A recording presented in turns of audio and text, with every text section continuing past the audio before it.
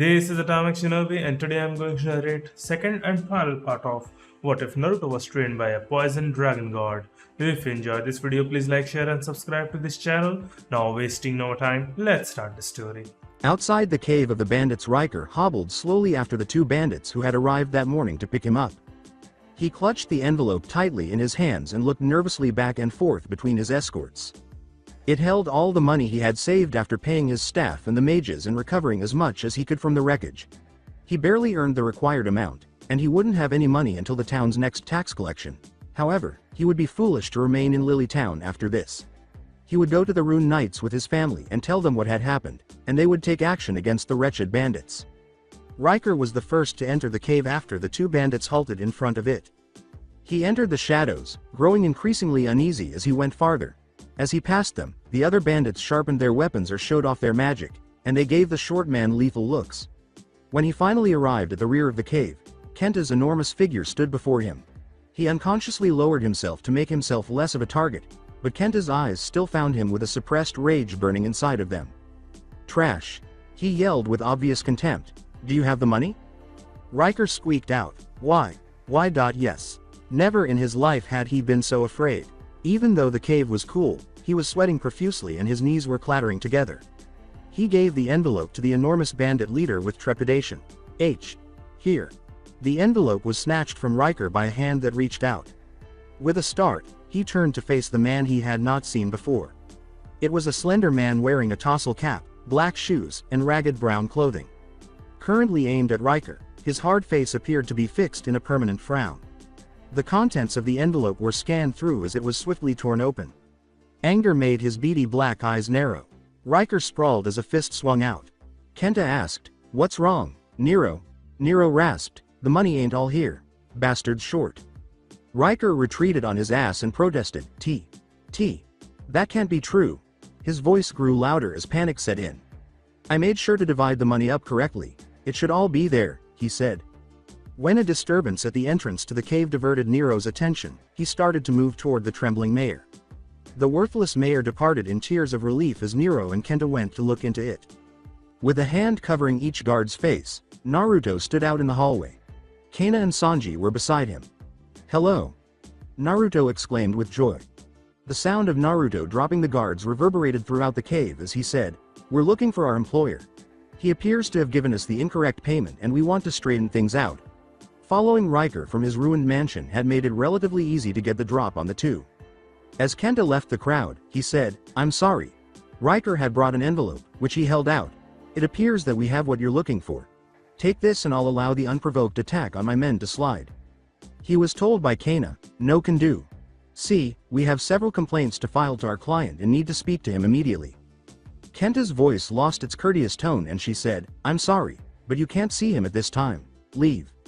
Naruto swung around, grabbed Burke's wrist, and threw him over his shoulder after saying, "No, we're here to take care of some unfinished business."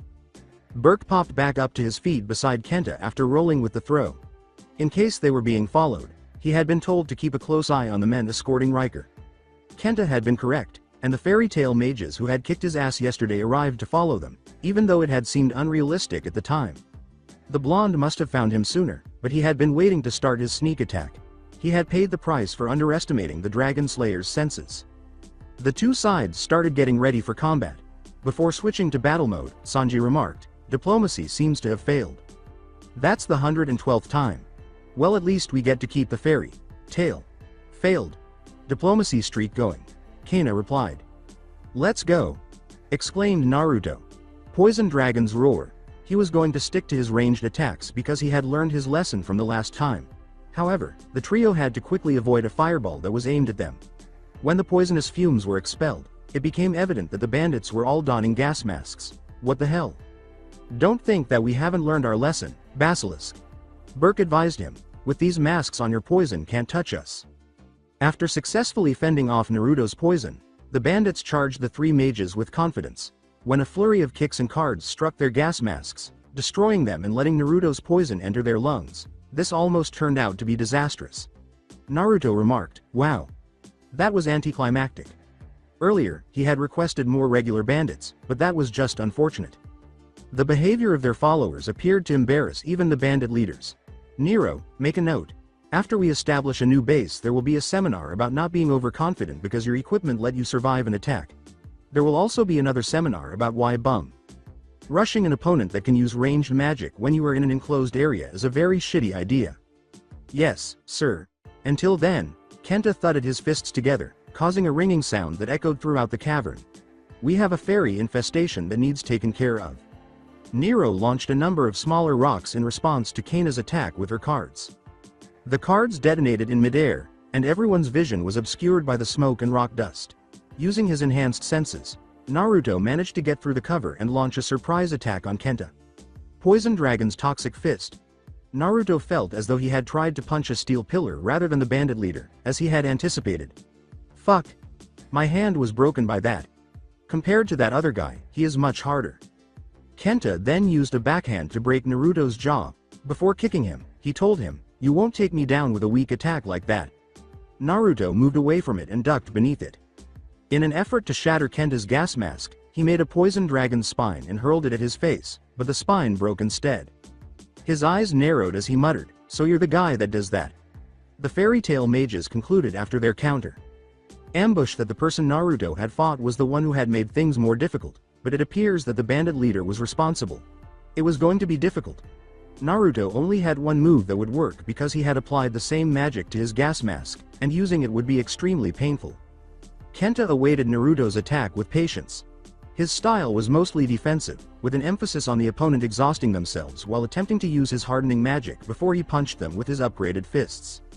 It would work now, just as it had for him when he was a member of a mercenary guild. He braced himself as he saw Naruto charging in low for another attack. The blonde would have understood that his magic would not harm him and that he would have to try to take off his mask in order to inhale all of the poison in the air.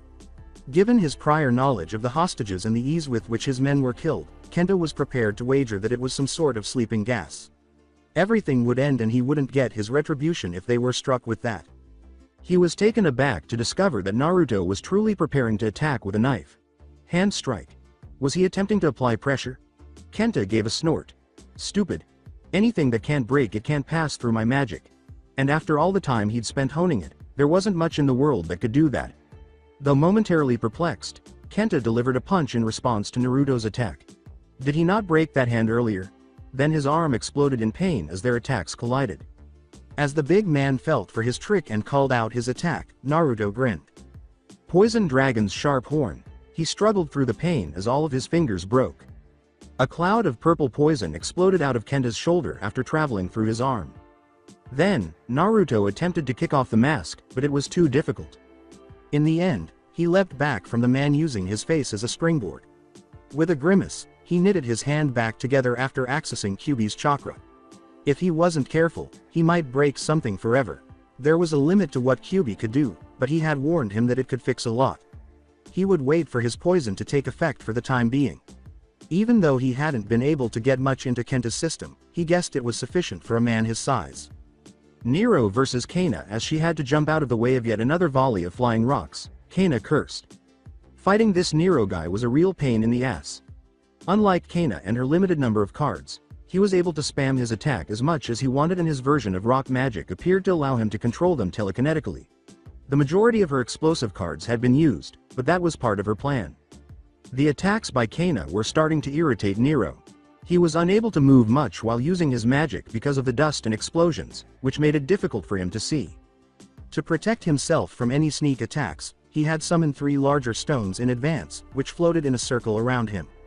He had also been sporadically sprinkling smaller rocks throughout the room. Based on Kaina's sobs, he had been on the verge of doing something significant multiple times. It was annoying. He intended to use his next attack to resolve that. With both hands extended, he started to drag the stones from the walls in his direction.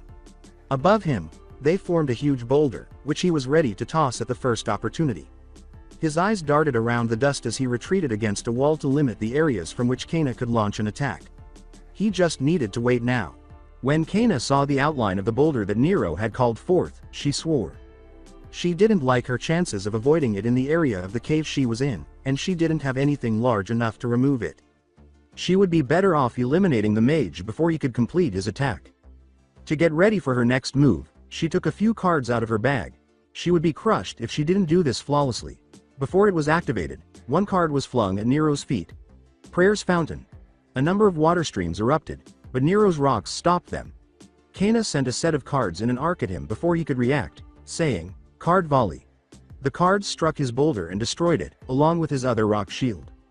Nero told her, "That's not enough," and threw all the debris from the ruined rocks in a torrential shower. With a cry of, "Die," Kana tossed her own deck of cards into the debris. Nero saw another counter. A grin appeared on his face. But it's useless. Nero's hopes were shattered when the cards sliced through them all rather than exploding on contact as he had anticipated. An explosion will just give me more rocks to work with and make her cards useless. He quickly threw up his final rock shield, but they also got through it, so he had to move. One of the cards struck him in the shoulder because he was too slow to dodge them all. Additionally, Kana failed to avoid harm and was unable to move quickly enough to avoid all of the rocks. As she felt something give in her leg and was being beaten by the rocks, she let out a cry of agony.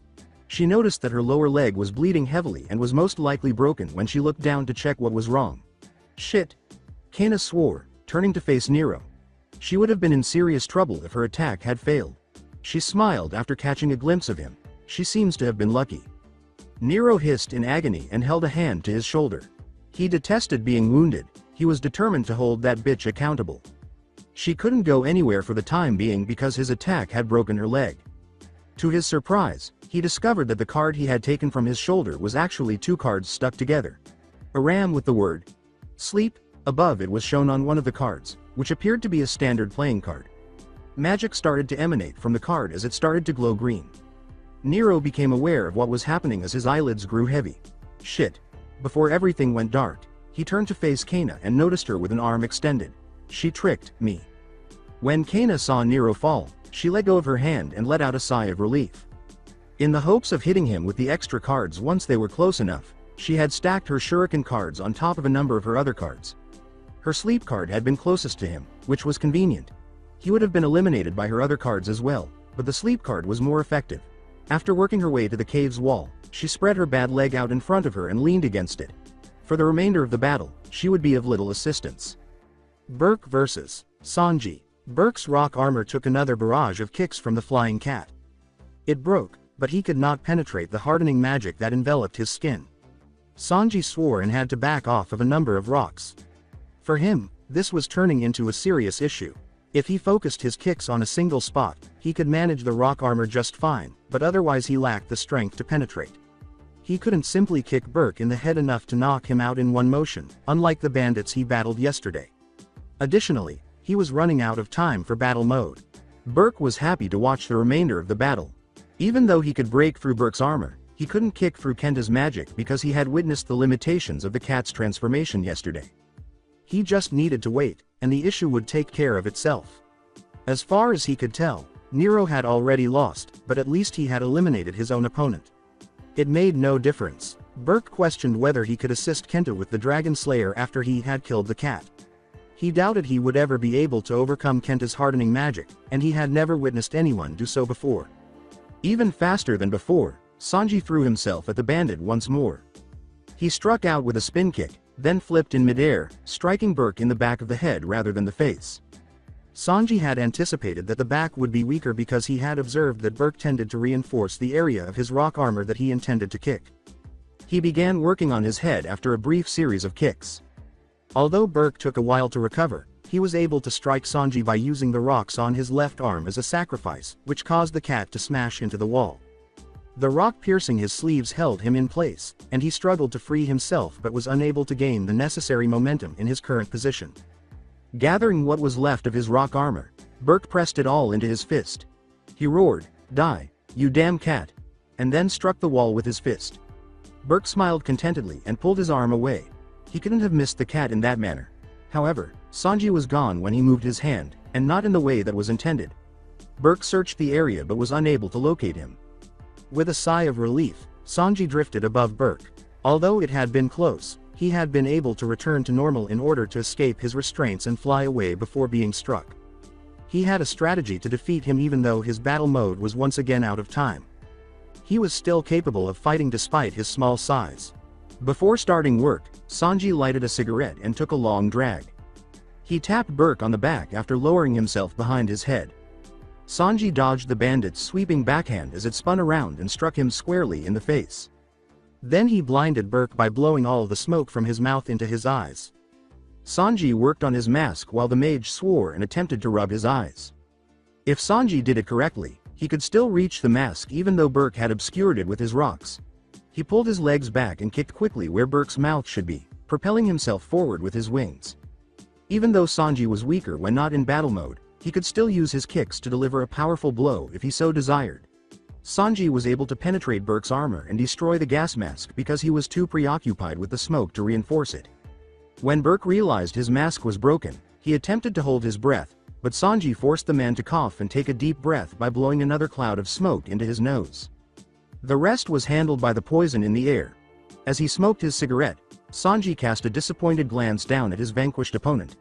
He was upset that he had to use Naruto's poison to defeat someone again after failing to do so on his own. He would simply have to wait for Naruto to finish his battle for the time being. I've got to find a way to get battle mode to last longer. Kenta versus Naruto. In his mind, Kenta swore a lot. Impetuous, foolish, because you were careless, the little shit got the better of you. You could be killed by that kind of shit. Kenta, put your mind into the game. He chastised himself.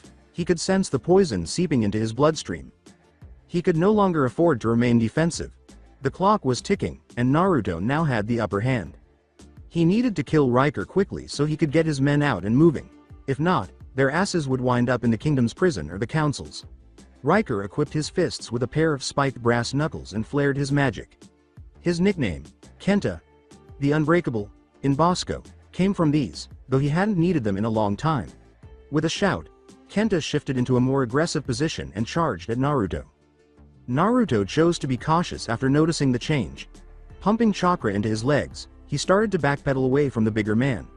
With reckless abandon, Kenta pursued Naruto until he managed to back him into a corner. Naruto began to bob and weave under Kenta's attacks as he began to channel chakra to the rest of his body. All he needed to do was wait for his poison to kill the man from within. It's time to wait. Why are you doing this, bastard? Because Riker ruined my life and I'm here to return the favor. Kenta responded. Naruto felt his hair part because of how close that attack was, and he barely avoided his quick jab. So becoming a bandit is your solution? Brilliant plan, he laughed. Shut up. You're just some hired muscle. You don't know what he's done to this town. I'm doing this for Lilytown and everyone who lives under this tyrant's heel, not just for myself. Kenta yelled back. After his father passed away, he was compelled to enlist in the military to support his family. After working there for years, he went on to work alone in a mercenary guild, sending his family any extra money he earned. And upon his eventual return, he found that Riker had stolen all of the money he had sent and that they had been dead for years. The only thing that had prevented him from locating the man and killing him mercilessly was his training. Rather, he assembled a gang and began to harass Riker as if he were a bandit. They would have killed Riker, released his family, and fled across Fiore's borders after he had given him the last of his money. They could then argue that it was a job and that nothing could be done about it because they were a foreign guild if someone were to hunt them down. Fiore had few laws governing the other kinds because it was almost entirely based on its magic guilds, making it relatively easy to operate there without facing persecution. Before these little shits got involved, the plan had been ideal, but Kenta wasn't going to put up with it. Kenta knew he needed to act quickly because he was getting tired of Naruto's constant dodging. The poison was spreading more quickly because of the increased movement. He could feel the pain radiating from his arm and was beginning to slow down. The time had come for drastic action. Though their opponents hadn't escaped unscathed, he had observed that Burke and Nero had lost earlier. He suddenly threw up a cloud of dust that blinded Naruto and slammed one of his fists into the ground. Kenta drew back his fist and hurried over to Kana, using it as cover. He would become furious and Kenta would gain the upper hand once more if he killed the man's partner. When Kana noticed Kenta coming, she threw her thunderbolts fade at him, but the man ducked and continued to approach. Kana closed her eyes and threw her arms in front of her face to provide some protection as he threw his punch at her head. There was a loud boom, but she felt no pain. Kana noticed that Sanji had arrived at the last minute and had kicked Kenta's fist so forcefully that it had missed her head when she opened her eyes. She glanced to the side and noticed that the force behind it had gotten close enough to cut off a portion of her hair. Sanji's right leg hung uselessly by his side as he flew through the air, his face twisted in agony. He threatened, "Don't touch Kana-chan, you shitty bandit." Kenta attempted to backhand Sanji, but the flying cat stopped him. Naruto was staring angrily at Kenta after catching his arm in one hand. He was radiating waves of magical power after activating Dragon Force. He told Kenta, "Don't touch my friends, you fuck." Then he clenched his hand and broke the big man's arm. Kenta looked fearfully at Naruto. More significantly, his magic had broken his arm, and the power emanating from him was immense. Using just one hand, he had never even encountered someone who was capable of breaking a bone, much less scratching him. "Monster," he stumbled over, terrified. With sharp red eyes, Naruto leaned close to Kenta's face. He then went on to beat Kenta into submission using his newfound strength, saying, "I'm not a monster. I'm a demon. And you shouldn't try to hurt a demon's friends." Unconcerned with the fact that his hands were getting mangled, Naruto unleashed his poison into Kenta's body and repeatedly slammed a barrage of poisonous jabs into his stomach. He broke Kenta's jaw with a vicious uppercut and snapped his knees to end the beating. Naruto deactivated Dragon Force and stood panting, both hands bleeding onto the floor, when the man thudded to the ground. Incredulous, his friends gazed at him. It was the most vicious thing they had ever witnessed Naruto do to an opponent. He smiled to let them know he was alright even though he turned back to them with a weary expression. "Let's go home, guys." A few hours later, the Rune Knights they had previously summoned arrived at the bandits' cave and apprehended Riker and Kenta's group. It wasn't until they returned from defeating the bandits that Naruto realized they had smelled their scent throughout the town earlier. At that point, he realized that the villagers were aiding the bandits and had driven his group out. They had come up with a scheme to assist Riker and eliminate the bandits all at once, all the while getting the man arrested for overtaxing the town. Before leaving Lilytown, the fairy tale mages had gotten Kana and Sanji's legs placed in casts and the remainder of their minor wounds dressed after they had told the Rune Knights everything. Naruto carried the rest of their bags while Sanji flew in the air with some of them. As they neared the train station, Kana hobbled beside them on crutches. Sanji left Kana and Naruto alone at the station and went to put their belongings in the luggage car. Naruto cast a disgusted glance at the train. "You sure we can't just walk back?" Kana used one of her crutches to strike him over the head. She approached him from behind and balanced on one leg, saying, "Yes, I'm sure you big baby. Now carry me." "Carry yo?" Naruto asked, but Kana's leap onto his back knocked him off balance. He pointed to his bandaged hands and moaned, "Oi, why'd I have to do this? I'm injured here." They were still tender, and he was still healing. However, in order to better hold Kana, he grabbed her legs and moved her weight. She put her head on his shoulder and said, "You be my legs and I'll be your arms. I'm the one that has trouble walking here. Deal?" When Naruto asked, "Do I get a choice?" "Nope." Naruto gave an eye roll. He gave in and carried her onto the train, saying, "Fine. Deal." The hut of poor Lyuzuka. As Naruto watched Fairy Tail's medical advisor tend to Sanji and Kana's legs, he leaned against the wall close to the door. Being in poor Lyuzuka's position always meant that one of his friends was harmed, so he never liked it. He didn't need the pink-haired recluse to examine him because Kyuubi had advanced his healing and kept him healthy. In the time it had taken to return from Lilytown, even his hands had healed completely. He had learned from experience that poor Lyuzuka detested people and would often strike out with her broom if they approached her while she was working, but he still wanted to assist them in some way. He was therefore forced to wait on the other side of the room. Before turning to Naruto, the elderly woman completed applying a fresh cast to Kana's leg and let it dry.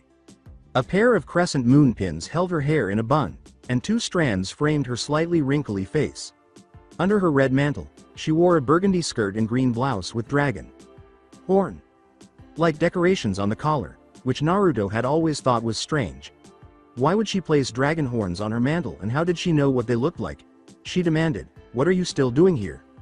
"I'm just waiting to help Kana and Sanji get home, since someone has to carry their bags and everything," he said with apprehension. "We came right here after arriving so that you could make sure their injuries would properly heal and didn't have time to stop and drop off our stuff." Lyuzuka nodded at Naruto after giving him another glare with her crimson eyes. He was at least astute enough to make sure they didn't wait or attempt to allow the wounds to heal on their own. She narrowed her eyes as she saw him flex his hands. "And nothing happened to you, did it?" He denied right away, saying, "Of course not. Otherwise I would have told you."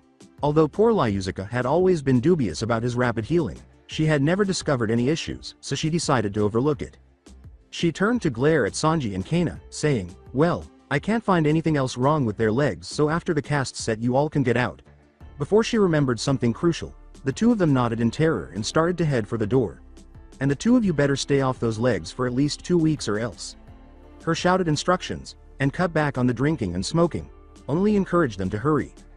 To relieve the pressure on Sanji's magic and enable him to fly all the way back to the guild, Naruto carried all of the bags as they left the forest outside Magnolia, where poor Lyuzuka lived. After dropping off their belongings at their apartment, Naruto and Sanji assisted Kana in entering her room at Fairy Hills, the apartment complex where the Fairy Tail girls reside. After their successful mission, they went to Fairy Tail to celebrate with a lot of alcohol. Naruto looked around bewildered by the absence of a certain hothead and exhibitionist a few minutes into the celebration. At the table across from Jet and Droid, he turned to face Levi. "Hey, where are Natsu and Gray?" Levi attracted the attention of the others by saying, "Oh, right, I guess you three wouldn't know." Sanji inquired, "Know about what, Levi?" "Schwan." Levi told them, "Natsu, Happy, and Lucy stole an S-class quest from the second floor." They responded essentially as she had anticipated. Kana ended up spitting in Naruto's face after he choked on his drink after Sanji yelled in shock and almost swallowed his cigarette. Ignoring the coughing Naruto beside her, Kana yelled, "Are they insane? What could have possessed them to do that? And how is Gray involved in that?" Before she began to tell the entire story, Levi gave her chin a little tap. Laxus goaded Natsu into trying to attack him while he was on the second floor, but Makarov stopped him before he reached the stairs. Then Happy must have snuck in and stolen one of the job requests and the three of them left in the middle of the night. When we found out in the morning, Gray volunteered to go bring them back, but that was a while ago so he must have joined them. Before giving Naruto a back thud to stop coughing, Kana said, "Damn, those four are going to get it when they get back." With a gasp of gratitude, he cleared his throat by taking a swig of his drink. Which mission did they take? The one for the cursed Galuna Island. Naruto had the opportunity to spit his drink in Kana's face this time. Thinking of Happy with the skull and Everlu's mansion, he said, "What was that idiot cat thinking? And how did they even get Lucy to go along with that? She's not that great with scary things." Levi speculated, "The reward must have been pretty big. I doubt that Lu Chan would risk taking it if it wasn't. Maybe there was even a golden key offered." She hesitated before speaking. At the idea, Naruto shook his head. "Well, those idiots sure got themselves into a big mess. I doubt that they can dig their hole any deeper." Urza returned yesterday and went out to hunt them down after she found out what happened. After a minute of dead panning at Levi, Naruto drained his drink. "Well, they're dead. I call dibs on Natsu's place." Kana added, "I want Lucy's place." Levi and her group stared at them in shock. Jet noted, "Urza probably won't kill them." "Tell me, do you really think that Natsu or Gray would willingly return after starting the mission?" Naruto responded. Jet started to respond, then paused to consider the question and let out a defeated sigh. Particularly for an S-class mission, that's precisely what they would do. He deflated, and Naruto nodded to himself. "I rest my case." After Levi rolled her eyes at Naruto's antics, the two groups continued their conversation before returning to their separate pursuits. Soon after, Sanji left for the kitchen while Naruto and Kana engaged in another drinking competition. Kana lost her match again toward the end of the day and ended up intoxicated. With her crutches in his free hand, Naruto began carrying her to the door after slinging one of her arms over his shoulders. He made another stop at Levi's table on his way out. "Levi, before I forget, I want to talk to you about that seal thing tomorrow." Levi said, "All right. I think that I've found some new books from Ensaw that might be useful." Her voice carried a hint of excitement. She had been almost as fixated on breaking the seal that held Kyuubi in his stomach as Naruto had been since he had shown her a copy of it. The difference is that Naruto knew it was the seal that the leader of his old village had used to lock the fox away, and its release would allow him to fulfill his bargain and repay the giant chakra beast that taught him everything he knew about chakra, whereas she only saw it as an intriguing rune that was supposed to unlock a great power. Before heading off with his drunk friend, the blonde dragon slayer gave her a quick smile.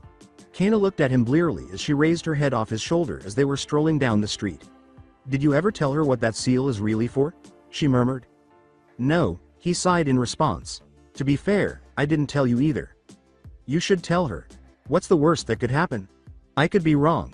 Kana grunted in frustration but continued to ignore the topic. A few years ago, when Naruto had misplaced his old vest and she had gotten a glimpse of him without a shirt while channeling his chakra, she had found the seal. She finally got him to open up, even though he had been very insistent about avoiding the topic. Naruto believed that it was the secret to the strange power that allowed him to access Dragon Force and might have something to do with the disappearance of his dragon. It was rumored that he had received it from Valino just before he vanished. He didn't want to tell anyone in case he was mistaken. Although she felt it was rather weak, she grudgingly agreed to Naruto's request that she keep it a secret. There was silence for the remainder of the short walk back to Fairy Hills. Instead of having Naruto carry her all the time, Kana had abandoned her drunk.as a skunk persona and was now able to move along on her crutches. When Kana called out to Naruto, he led her to her room and turned to go. Wait.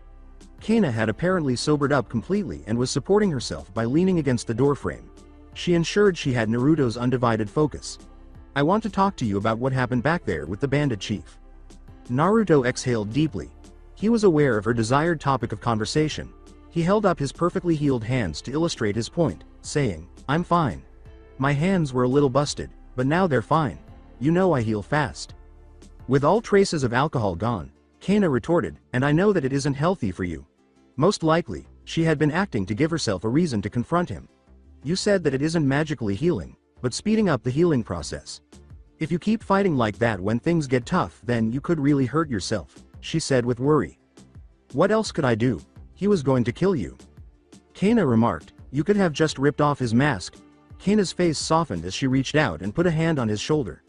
All you had to do was force it off, but instead you just kept hitting him until he went down. Your hands were a bloody mess when you were done and you nearly killed him from all that poison, regardless of what kind you used. You don't have to worry about us so much, we're not going anywhere.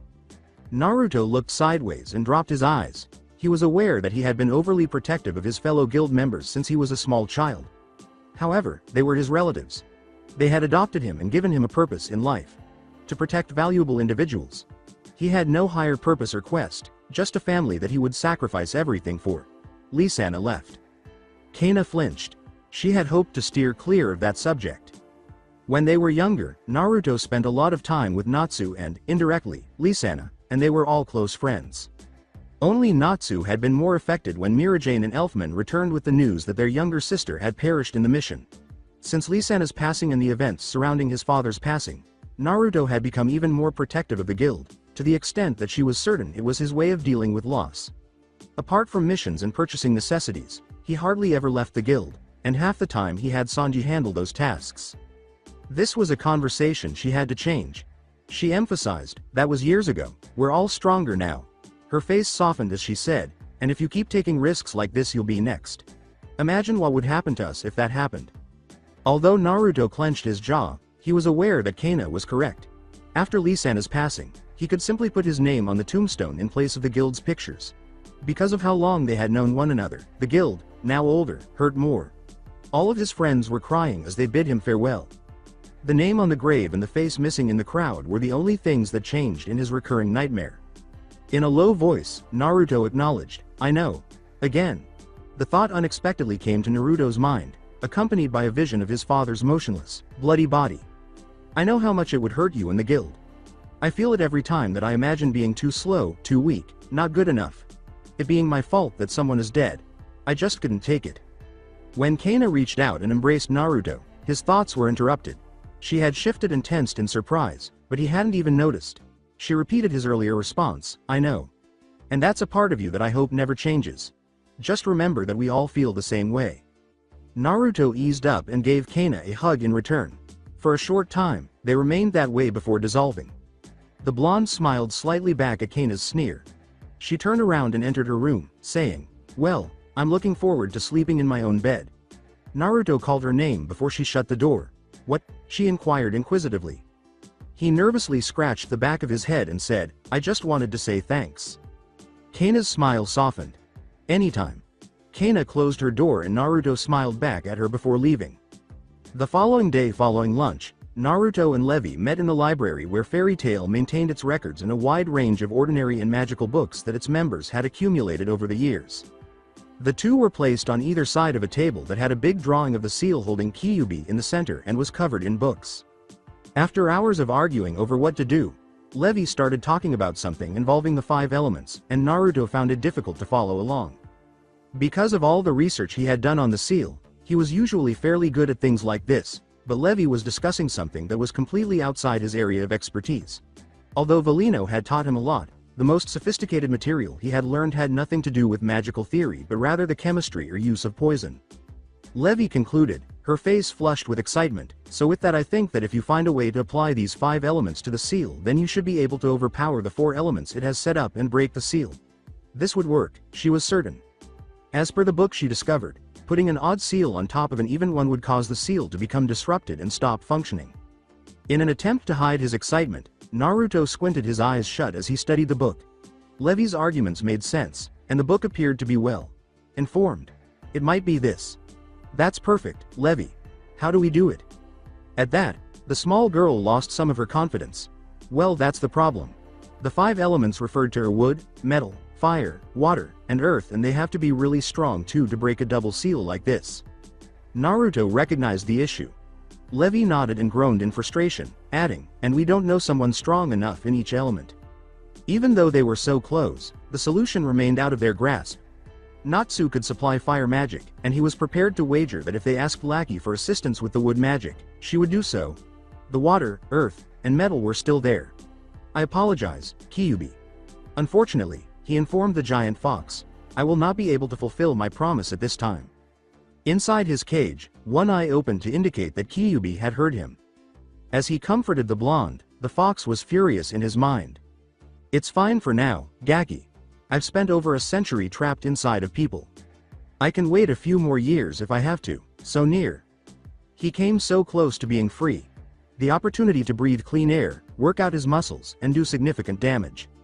Since the bastard Hashirama and his wife had sealed him inside her all those years ago, he had only had one fleeting moment outside of a cage, and that had been interrupted by the even larger bastard Minato. However, he had been honest when he said he could wait. Although the Uzumaki brat may not be aware of his exact lifespan due to his bloodline, it would be acceptable if the fox could get him to continue using his poison drive and gradually increase its output or cause him to injure himself to the point where he needed to heal more frequently, ultimately reducing his lifespan. As a huge claw tapped against the cage that held him, a ruthless grin appeared on the face of the enormous chakra beast. He could feel the cage's gradually deteriorating structure, and time finally brought everything to an end, and time was always on his side as an immortal. Naruto gave Levi a toothy smile, unaware of the plotting going on inside his head. Don't worry, Levi, this is a huge help. Now all we have to do is find an earth mage, metal mage, and a water mage and I'll finally be able to break this damn seal. He reassured her. Levi returned his smile. With a disappointed tone, she said, I know. I just wish that I could do more. She sighed in disappointment, saying, my magic can make those elements, but I can't control them. And I wanted to find out what was sealed up so badly. Naruto said, his smile tinged with nervousness, me too. More than you realize. He stood up and shook his head to stop himself from thinking that. Well, there's nothing more we can do now, and there's only one way to deal with a roadblock like this. Levi guessed, copious amounts of alcohol. Partying with Kana was essentially Naruto's go-to response whenever they either made or failed to make progress. If Natsu and Gray's research hadn't been going well, he would occasionally join in on their arguments as a way to release some tension. Naruto said, bingo, would I say, Levi, want to join me? Levi smiled hesitantly at him and raised her hands to try to fend off the blonde. She could still recall the last time Naruto had enticed her to join him and Kana for a drink, or at least what she had been told had occurred. No thanks, I think I'll clean up first. The guild members who had been there at the time told her everything she knew, and she hadn't spent much time with the 2 alcoholics. After that incident, she had mostly abstained from alcohol. Oh, right. Then I'll help you with that, then get you a drink, Naruto replied. Levi objected, saying, it's okay, I've got it. Levi leaned against the door in relief as Naruto was swiftly escorted out of the room. Kana still had the photos from the last time she used to blackmail Levi, so she didn't need to give the brunette any more to work with, even though she was certain he meant well. Naruto scratched his bewildered head outside the door, then shrugged his shoulders and made his way to the bar. It was okay if Levi didn't want to drink with him, but he would have to drag her out if she lingered in there for too long. He was speaking from experience when he said that too many books were dull and that people needed to occasionally take a break. When Naruto went upstairs, he found that it was getting late. He joined the other mages after grabbing some food from Sanji in the kitchen and discovered that Kana had organized another poker game. At the moment, she was sitting with a big stack of chips in front of her and a cocky smile on her face. Loke was the only one who came close, but that was most likely due to the playboy's constant distraction from his arm by the blonde rather than his actual skill. Before folding and leaving to join Droid at another table, he could see that Jet had a grimace on his face. Naruto approached the table and gave Kana a raised eyebrow. "I seem to recall you being banned from card games here," he said. As she took in her winnings, the brunette rolled her eyes at him. She said, "You're on that list too." "Yes, but I'm not the one sitting in front of a giant pile of poker chips while dealing." Kana dismissed his worries with a wave. "Master's out for the night and I sent Elfman off to distract Mira. We're fine. You want in?" "I'll pass. The last time I gambled I ended up having to take a shitty job with an annoying coworker." He gave a jab. As he watched, Naruto ordered a mug of beer and pulled up a seat next to the table, away from the cards. Kana scoffed at his remark and stepped aside to give him space. "Whatever you say, Mr. Pot." The game went on for a few more hours, during which the mages shared their chips and stories. The game ended early because Elfman could no longer divert his sister and the guild began to thin out as the evening wore on. Naruto, Sanji, and Mirajane were soon the only ones remaining. She informed Naruto, "I'm closing the bar. Time to head home." Naruto acknowledged her with a smile as he looked up from his drink. "Don't worry, Mira. I'm just finishing this drink and then I'll head back with Sanji. You can leave lockup up to us tonight," he comforted her. "Okay. Good night, you too." The lively bartender waved to them. After echoing her, the two set out to finish shutting down Fairy Tail for the day. After swiftly emptying his mug, Naruto approached Sanji. The cat looked up at Naruto while smoking idly on the bar. "Can I bum a light?" Sanji threw Naruto his pack and lighter without saying anything. Before throwing them back, the blonde took out a cigarette and lit it. "I'll finish up here. Meet you back at the house." The feline said, "You need a hand? I've got this one." Sanji flew to the door, shrugging his shoulders. "Don't stay out too late, you shitty blonde." He was informed by Naruto, "No promises." He went to the door and locked it after Sanji had left. Then he turned toward the upper floor and started up the stairs. "I apologize, Gramps. It appears that I will need to make some exceptions to the rules." Next to the Fairy Tail Guild Hall on the roof as the yellow cat walked out of the building, a young man crouched in the shadows. Though he was willing to deviate from his "no witnesses" orders given who it was, he could still smell one more person inside the building. A grin appeared on his face before he emerged from the darkness. Studs were used to cover his nose, chin, ears, and eyebrows, giving him a rugged appearance. His red eyes appeared unsettling in the shadows, and his long, spiky black hair was slicked back over his back. Studs lined his dark sleeveless tunic, brown gloves, belt, and boots, and he had 3 more in each forearm, suggesting that he had a thing for them. His white trousers and the feather adornment on his right shoulder were the only items not studded. Leaping onto the roof of Fairy Tail, he changed his arm into a massive iron pillar. As though to punch the roof, he pulled it back, but instead he spun around and blocked one of Naruto's yellow poison dragon's spines. The man said, "Gehihi. Been waiting to meet you, Basilisk." As the spines at his elbows turned purple, Naruto asked, "Is that so, Black Steel, Gajeel?" He took a long drag from his cigarette and said, "I don't suppose you'd like to get the fuck off my guild's roof before you start something that you really don't want to start?" In response, Gajeel extended the pillar he had transformed his arm into toward Naruto's face. The Dragon Slayer put out his cigarette and ducked out of the way. "Can't say I'm surprised." He had been drinking a lot to maintain his magic so that he would still be able to smell Phantom Lord, the ace of their rival guild, who had appeared approximately an hour ago. Regardless of the guild's density, it was simple to detect his scent. He had, after all, spent so many years with Natsu that he had grown accustomed to the distinct scent of a Dragon Slayer. Gajeel's pillar had retracted in time to block Naruto's attack as he dashed in close to use his poison dragon's claws. With a gleam of battle lust, the other man's red eyes gazed into Naruto's blue ones. He exclaimed, "Let's see who's stronger then. The poison dragon slayer or the iron dragon slayer," and then inhaled deeply. Iron Dragon's roar. The roof of Fairy Tail Naruto swore as he had to pull away from Gajeel in order to escape his breath attack. Unexpectedly, Naruto let Gajeel smash an Iron Dragon's pillar into his stomach after he tried to spin around Gajeel's arm and poke him in the back with one of his spines, but it was unable to pierce the enemy mage's skin. Before he could straighten up and give the Phantom Lord mage a scowl, the blonde was flung across the roof. Gajeel yelled, "Gehe! What's wrong, Basilisk?" as gray scales began to spread down his arms and up his face, even transforming his fingernails into claws. poison not working? Naruto spit aside and observed the roof being dissolved by his spit. He gave Gajeel a sly smile and said, "Nah, it's working just fine." Then, in a sudden movement, he rushed into Gajeel's face and punched him in the stomach.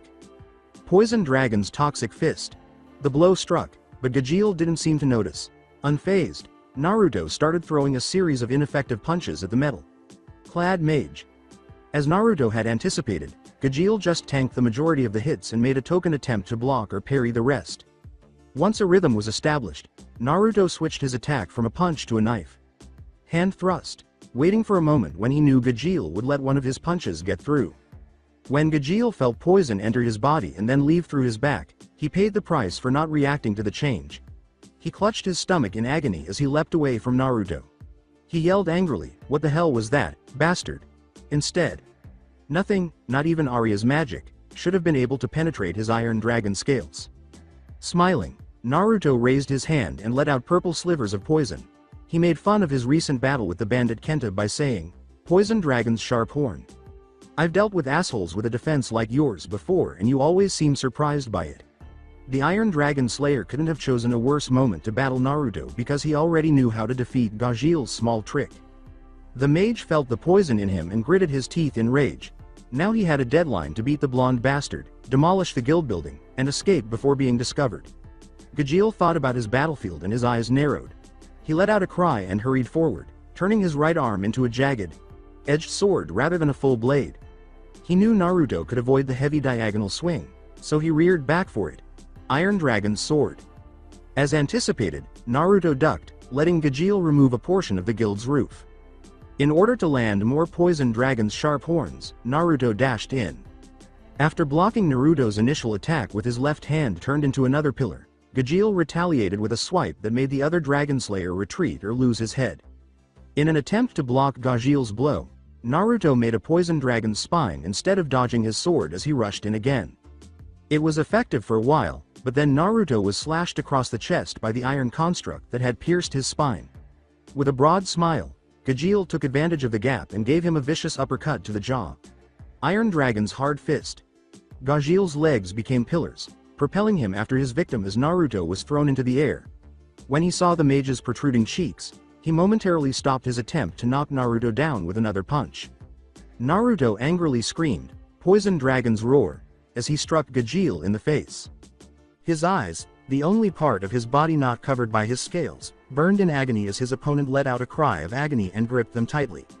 By using chakra to cushion his impact, Naruto was able to land back on his feet with ease. He smiled as he looked up to where Gajeel was falling, but it vanished as soon as the man built a huge fucking iron pillar beneath him. Gajeel slammed the damn thing through the roof and into the guild below, forcing Naruto to scurry out of the way. To get the air out, Naruto coughed into his fist and waved his hand around. He winced as he saw the damage the pillar had caused. Gramps would be furious, however, he needed to locate a dragon. As he looked around for the mage, he taunted, "Gajeel, where are you, you piece of scrap?" Naruto turned around after a quick sniff indicated where he was, only to have one of Gajeel's punches break his nose. When he screamed in agony, he was slammed into the guild's existing pillar, which caused it to move and create an even larger hole in the roof. Then, in an effort to stop Gajeel's sword, Naruto had to make two Poison Dragon spines from each elbow and cross them in front of him. Tears were streaming from the black-haired mage's eyes, which were closed in agony. Since it was only temporary at the moment, Naruto assumed he was using something akin to shutters over his eyes to prevent himself from becoming even more blinded. In an attempt to further infuriate the man, Naruto joked, "What's wrong, Gajeel? Having trouble seeing the problem?" It worked, and Gajeel roared in rage before he began spinning the edges of his sword, transforming it into a chainsaw that sliced through Naruto's spines and would have mutilated the blonde if he hadn't taken advantage of Gajeel's blindness and ducked down, causing Gajeel to collide with his own pillar and momentarily jam his sword. Naruto crouched aside and attempted to jab Gajeel, but the Phantom Mage, who was still a Dragon Slayer, heard Naruto approaching and used his enhanced senses to seize him by the wrist before yanking him into a vicious knee strike. Through gritted teeth, he declared to Naruto, "I'm the great Gajeel Sama and I won't lose to trash like you," before severing his wrist. With a cry of agony, Naruto swiftly blasted Gajeel in the face with a Poison Dragon's breath. The coughing spell brought on by his now Burning lungs compelled the man to let Naruto go. He needed to stop this right away because he was ingesting too much poison. Gajeel took down the shutters from his eyes and gave Naruto a fierce glare, which was exacerbated by the agitated red that now encircled his normally red irises. Gajeel let out another roar of rage and slammed his hands into the building until they reached his wrists, transforming them into yet another set of enormous pillars. Then he let out a cry of surprise as he ripped them through the guild and up underneath Naruto with a Herculean heave.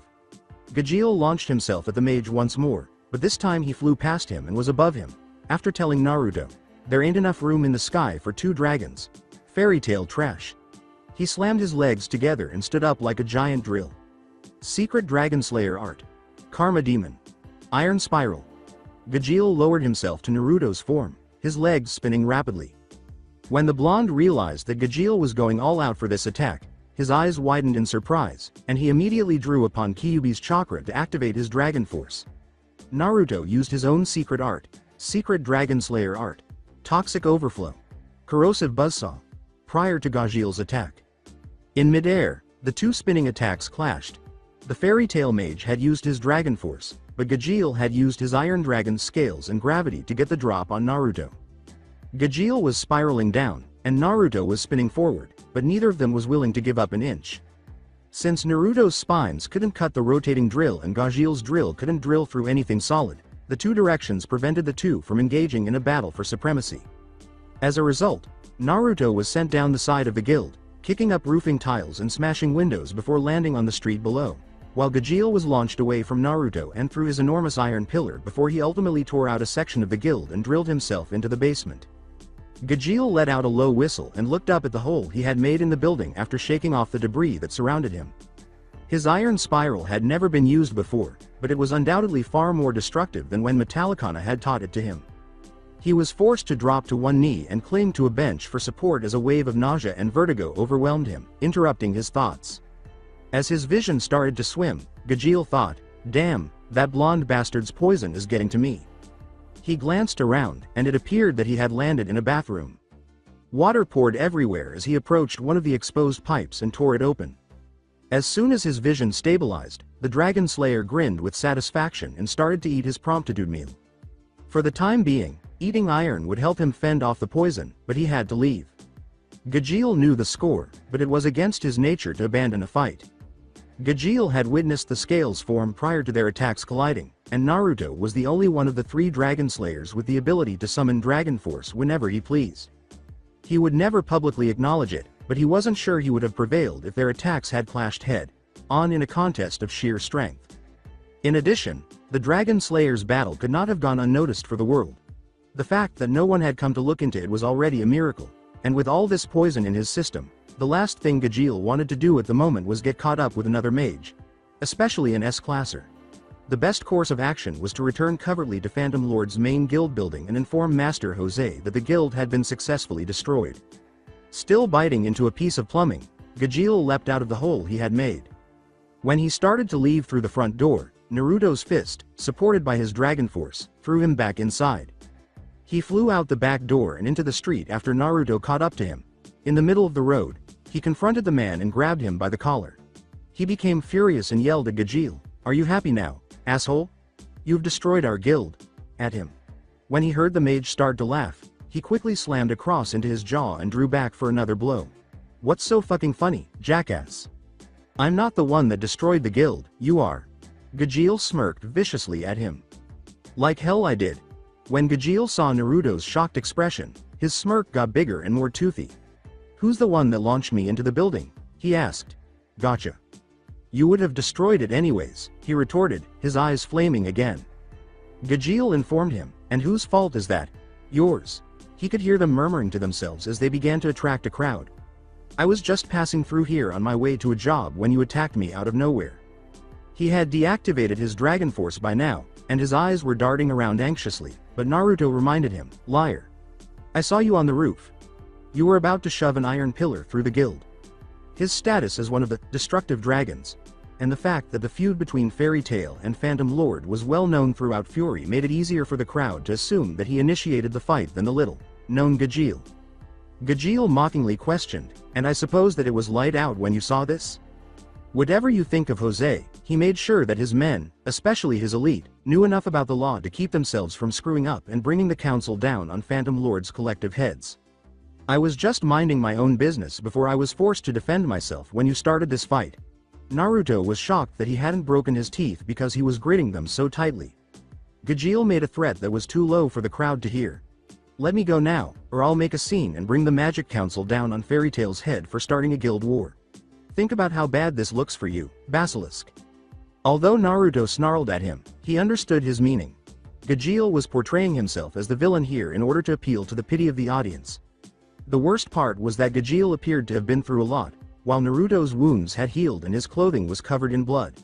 Naruto spat back, "That's awfully cowardly of you, Black Steel." Anger twisted Gajeel's face, but he remained silent. Gajeel transformed his fist into a spear and used it to stab Naruto in the stomach. Master's orders were to fuck up your guild and send a message to you trash, not actually start a fight. There's hell coming your way, and I'm just the messenger. When he retracted it, he dropped the spearhead portion, making it resemble one of his regular pillars. He had expanded it to the point where he was sent back into the guild.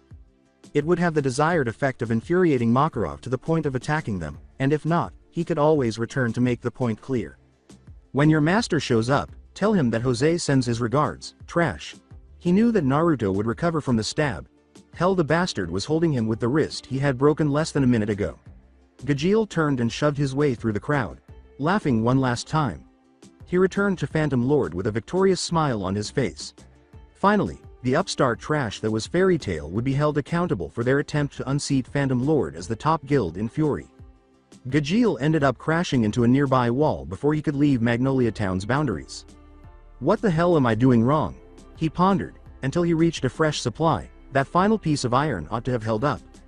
Gajeel ran his hands over Naruto's body to check for wounds, and he discovered 2 poisonous spines, one in his arm and one in his stomach. The gray one in his arm, however, was different from the ones he had been using during the fight, and he would have thought it was another one of his studs if he hadn't been looking. Gajeel couldn't sense anything wrong with the other one, even though it was a vivid red. In fact, he couldn't feel much at all now that he considered it. Shortly after grabbing Gajeel by the collar, Naruto had stabbed him with the gray spike. Because it was numbing, he hardly ever used it. He had only recently begun experimenting with it, and he was still unable to isolate it to specific regions. Instead, it only numbs the entire body. It started working as soon as Gajeel's adrenaline rush subsided and the poison overpowered the iron in his body. The only sensation the Dragon Slayer could experience now was an odd floating feeling. It would not last long, unfortunately for him. As Naruto's gray poison wore off, Gajeel started to feel his senses return as he staggered out of Magnolia Town. When the numbness gave way to some of the worst pain and sensory overload he had ever experienced, he quickly wished it hadn't happened. Normally, Naruto's red poison would heighten a person's sensitivity to pain, blocking out all other stimuli. The pain wouldn't be high enough to block out the senses of someone who already had unusually high senses, like a Dragon Slayer, because those senses were also enhanced. Gajeel could now smell everyone and everything in Magnolia Town, hear everything that was said or happening, and feel the poison roaring in his veins, causing pain and weakness all over his body. That was too much for him to take at once, especially with his injuries. When a wave of pain swept through Gajeel, he fell to his knees and instantly regretted it. He could hear the fairy trash talking about it now, and he had to leave before they tried to find him. Using the pain and the smells of iron and rust as a focal point, Gajeel shakily followed them out of town. Eventually, he arrived at the scrapyard on the outskirts, and if he hadn't been crying with pain already, he would have sobbed in relief. To get the poison out of his system, he started eating as much of the nearby metal as he could. Then, with his eyes narrowed in repressed rage, Gajeel turned back to where he knew Naruto was. Gajeel promised himself in silence that he would exact his revenge the next time. Basilisk, you'd better get some rest while you can. Because I'll make sure you can't leave the fight when I see you again. The Fairy Tail Guild's ruins. The first Fairy Tail mage to arrive on the scene, Loke, was appalled by what he saw. With 3 enormous iron pillars punched through it in a huge hole that carved its way all the way down to the basement showers, the guild was in ruins, having destroyed the majority of its right side. This is terrible, holy shish. How could anyone have done this? As he looked around the wreckage for a clue, he thought to himself. He had been among the last to depart, and Mirajane was typically the last person in the guild, but he had never witnessed her use anything but transformation magic, and she had apparently lost the ability to fight since her sister's death. This meant that, in the best-case scenario, someone had entered and destroyed the establishment while no one was around, or, in the most likely and terrifying scenario, there had been a fight with one of the fairy tale members who had been in the bar. As he made his way through the debris, Loke cried out, "Oi! Is anyone in here?" His faint response was a wet cough. Loke followed the sound and went to the back of the bar, where a trail of blood led up to the wall behind the bar and the remains of the bar itself. He noticed a flash of orange and purple in the pile. He swore, "Oh, shit. Naruto," and then started frantically removing broken glass and boards from the pile. The playboy eventually managed to unveil the poison dragon slayer's bloodied form, ignoring the shards of glass that sliced at his hands. Bringing him to a sitting position, he said, "Naruto, can you hear me?" Naruto said slowly, "Yeah, I can hear you." It was taking Kyuubi some time to repair Gajeel without actively using his chakra cloak because his last attack had torn up some crucial items. Loke inquired, "Where are you hurt?" as he searched for his blonde friend's wound. It was difficult to identify the source because his shirt and vest were torn and covered in blood. The ring mage fervently hoped that it belonged to his opponent, but he was soon demoralized by the big tear in his stomach. Once more, Loke cursed, "Oh, shit, this is bad." Lately, he had been doing a lot of that. He was about to take off his jacket to stop the bleeding when Naruto's hand stopped him, saying, "We've got to get you to poor Lyuzuka's right away." Weakly, he told him, "It's fine, talking hurt. I've got this." Loke questioned incredulously, "You're bleeding out. How is this fine?" Although he was aware that Naruto had a method for accelerating his recovery, this couldn't be solved with a cast or bandage. Here, there was significant internal bleeding and damage. Naruto's voice grew louder as he told him, "Just put me down and watch." Seeing that Loke would object, he tightened his grip on his arm with his other hand. "Please. Trust me." Loke felt conflicted. On the one hand, Loke didn't want another person to die when he could have done something to help his friend who was probably delusional and suffering from blood loss and probably going into shock. On the other hand, Naruto had asked him to trust him, and it would be a dark day in hell if Loke betrayed his friend's confidence. Loke grudgingly said, "Fine." In spite of Naruto's protests, he set the blonde down and removed his jacket, which he used to help stop the bleeding, saying, "But you've got 30 seconds before I drag you to Lyuzuka's. Go." Grinning appreciatively, Naruto started to use Kyuubi's power. Since it only strengthened his chakra, which was basically the same thing as Dragon Force in the first place, he didn't really use it for anything other than entering Dragon Force. Loke felt a growing sense of bloodlust rising from the blonde as red energy started to bubble up from his skin. He noticed corrosion on his jacket when he pulled it away after it started to sizzle. Naruto's eyes turned red and slitted, and his lips and whisker lines darkened. Loke could see that whatever energy Naruto was using was fundamentally flawed, but it seemed to be working because he saw his wound close in front of his eyes. As the pain subsided and Naruto sensed that everything had been fixed and reassembled, he let out a sigh of relief. He smiled confidently and gave Loke the thumbs up. "Told you." The redhead gave Naruto a shaky smile in return, letting out a breath he hadn't realized he'd been holding. Thank God. He helped Naruto stand up again after wiping the anxious perspiration from his brow. "Let's get out of here." After Naruto nodded, the two of them departed from the remains of Fairy Tail. The other members of the guild had appeared outside, still in their pajamas, and were looking at the guild with horror and disbelief. At the front was Master Makarov, who had stopped smiling and had a barely contained anger concealed behind his eyes, waiting for the opportunity to be let loose. A number of them were crying. Given Naruto's sorry state overall and his own appearance in shorts and a blood-stained shirt, as well as his hands and jacket, Loke was aware that they must have appeared pitiful. With a feeble hand gesture, the blonde exclaimed, "Hey, Gramps." Makarov's concern was not allayed. In fact, the sight of Naruto only made him more irate. It was more than a question. "Naruto. What happened here?" Naruto stopped attempting to lighten the atmosphere. Gajeel happened. When the Iron Dragon Slayer was mentioned, the fairy tale mages all took a collective breath. They understood the meaning of an attack from him. A number of mages suggested hunting down Gajeel as angry muttering started to spread. Makarov sighed deeply. This was exactly what he had feared Jose would do. "We should discuss this inside. Is the basement intact?" Most of the destruction happened on the upper floors with the exception of the showers, according to Naruto. Makarov gave a nod. He looked back at the audience and said, "Very well. You can tell us everything inside. I doubt that we'll get any sleep tonight. All of the mages started to file inside. For a brief moment, Naruto waited for what he knew was coming. He heard a crutch approaching and remained motionless when it struck him in the head. Hey, Kana.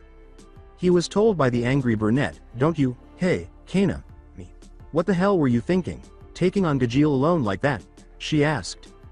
Naruto defended himself by saying, I wasn't sure what was going to happen, but I was sure that I could handle it though. Kana punctuated her statement with a poke to his stomach, saying, like hell you didn't. Sanji told me what you were planning. You went in there fully expecting a fight. After giving the flying cat an irritated glare, Naruto turned back to Kana and protested, he was going to destroy the guild. I had to stop him. Kana yelled at him, and look how well that turned out, and then instantly felt bad about what she had said. Damn it, they had just discussed this, and she knew he was only trying to protect them all in his own way. She let out a frustrated sigh and used her good hip to bump into the dejected Naruto. She pushed him lightly before entering the guild ruins, saying, don't look so down. We'll pull through this, we always do. Now come on. You need to tell us the full story of what happened here. The entire fairy tale had gathered in the basement to hear Naruto's report. Makarov sat with his legs crossed and his eyes closed after Naruto finished speaking. It was an extremely unsettling report. Jose was apparently ready to bring Fairy Tail down to his level because he believed that his pride and status were more important than the law that prohibited guild wars. Makarov could have overlooked it if it had only been an attack on the guild, but the battle between Gajeel and Naruto made that impossible. Makarov was aware that Gajeel had taken him by surprise and had caused him significant pain, even though he had recovered quickly and had downplayed the severity of his wounds in his report. When one of his kids was bleeding, he wasn't going to take it easy. The already cramped space became oppressive as a momentary flare of his magic escaped. Knowing that the power flare indicated that he had made up his mind and that it might not be a good one, the mages turned to him expectantly. With all indications of his typically playboy demeanor gone, Locke was the first to pose the crucial query, well, Gramps, what are we going to do? Makarov held up a hand to stop the yells he knew were coming, saying, for the time being we will move to here and continue as usual. The short man's expression changed to one of danger, and the table he was sitting on creaked as the surface cracked beneath him. Then when Urza brings back Natsu, Happy, Lucy, and Gray I will take a small group with me to talk with Jose. I won't let him get away with harming one of my children. Makarov's declaration was met with a cheer from the mages. This tension had been growing for some time because they all wanted a piece of Phantom Lord. Makarov closed his eyes once more and thought about how he had humiliated Jose the last time he had confronted him. He probably believed he was prepared for Makarov this time, but he was mistaken. He hadn't even been shown the full scope of Makarov's power. Get yourself ready, Jose. If you believe that this will lead to a war, you are mistaken. You can't bring my kids down to your level. He muttered to himself, this won't be a war. There will be a massacre. Magnolia Town with a protesting Natsu in one hand and her enormous cart of luggage in the other, Urza strolled through Magnolia Town. The other mages who had been involved in the events on Galuna Island followed behind her. After dealing with one of Gray's old friends who was causing trouble on the island, they were able to wrap things up quite nicely. To punish them for accepting the S-class job without authorization, she was now bringing them back. Several residents of the town were whispering to themselves and giving them pitying glances as they strolled through the town. Urza heard something that didn't sound good, but she couldn't make them out entirely. She asked out loud, is there something wrong with the guild? They moved much more quickly in the direction of the guild after Natsu was allowed to walk on his own. The mages were horrified by their guild when they arrived. The majority of the harm to the guild could not be repaired. Lackey had done a haphazard job of using her wood make to fill in the gaps in the building, but it only highlighted the damage. Our guild? Yelled Natsu angrily. Urza felt a threatening aura enveloping her. Who did this? She asked, her teeth clenched. Mira emerged to greet the group as the front door opened. She informed them, Phantom Lord did this. She waved them inside before telling them about Naruto's battle with Gajeel the previous evening, but they still wanted to know more. Natsu questioned angrily, and we haven't done anything about it? Mira said, not yet. And then she opened the basement door.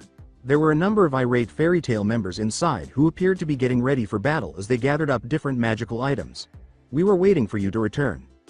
Makarov stood watching the preparations from the desk. Instead of his usual orange and blue jester attire, he was dressed in black pants and a white tunic with a white fur lined coat that featured gold shoulder pads and the Wizard Saint's emblem on his back. When Mira opened the door, he looked up, Before returning his attention to the preparations, he remarked, "Oh, Urza, I see you brought them back. Now we can begin." Natsu questioned bewilderedly, "Gramps, what is going on here?" This was the most unusual behavior he had ever witnessed from his guild master. "Has Mira told you about what happened last night?" he inquired. They gave a nod, and he went on, "I was thinking about it and it doesn't seem right. Jose is a bastard, but he's a crafty bastard. He wouldn't risk his entire guild over an age-old grudge. No, something has changed to make him attack us like this. So I'm splitting the guild. Gray, you'll be here in charge with Elfman and Loke. Phantom might try to attack while we're gone and I need you to defend the guild. I'll be taking half the guild with me and we'll show those phantom bastards that you don't get away with hurting a member of Fairy Tail. Urza, you and Natsu will be coming with me for that. Lucy, you stay here," he said. The mages in front of him straightened slightly, forgetting for the moment about the Galuna job. They were speaking to one of the 10 wizard saints and the 3rd guild master of Fairy Tail, not the Makarov the guild recognized as Gramps. Together, they exclaimed, "Right," before leaving to get ready. Following their dismissal, the group discovered Kana overseeing other guild members while seated next to a sizable stack of explosive lacrima. When Gray saw her injured leg up on the table, he said, "Shit, Kana, what happened?" She pointed to the scar Leon had caused during their most recent altercation and said, "I could ask you the same thing. That scar over your eye is new." They turned to see the flying cat and noticed the cast on his leg. "My job with Naruto went sideways. Sanji's got one too."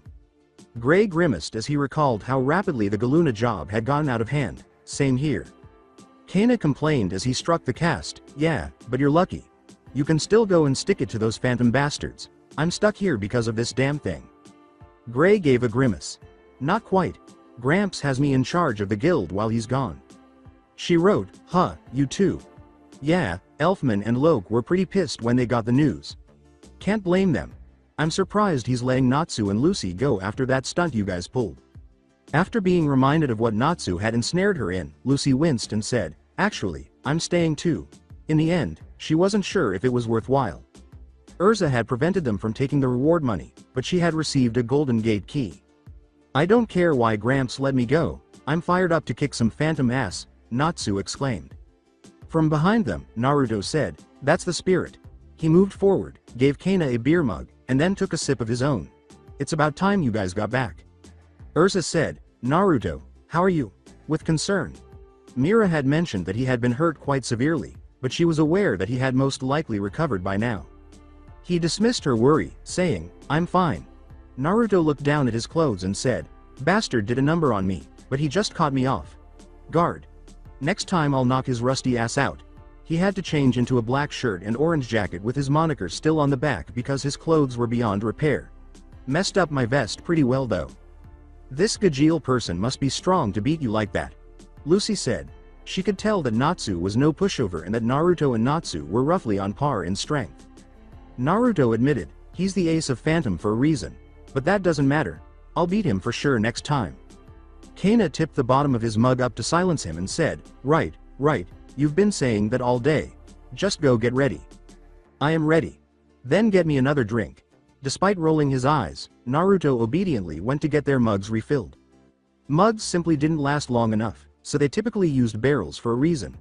However, Gajeel was stuck with those since he had broken them with one of his foolish pillars. For that one, he was going to give the Iron Dragon Slayer a particularly forceful punch. Kana looked to Natsu and Urza after Naruto left. "Gramps will want us to move out soon since you're back. Drop off your stuff and grab anything essential before you go and be back here as fast as you can." She glanced over to the others.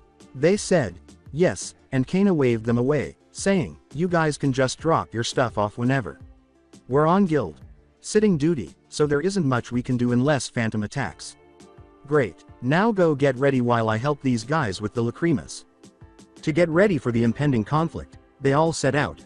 They sensed it would be more significant than any previous altercation they had engaged in.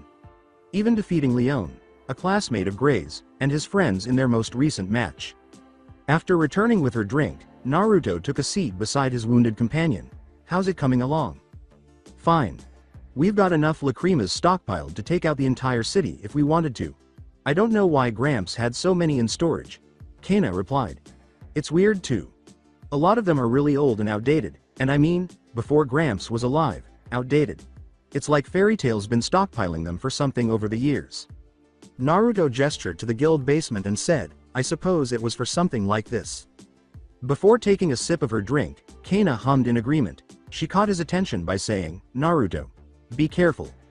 Naruto laughed and stabbed her with his elbow in a friendly manner. His smile turned serious as he said, relax, I told you.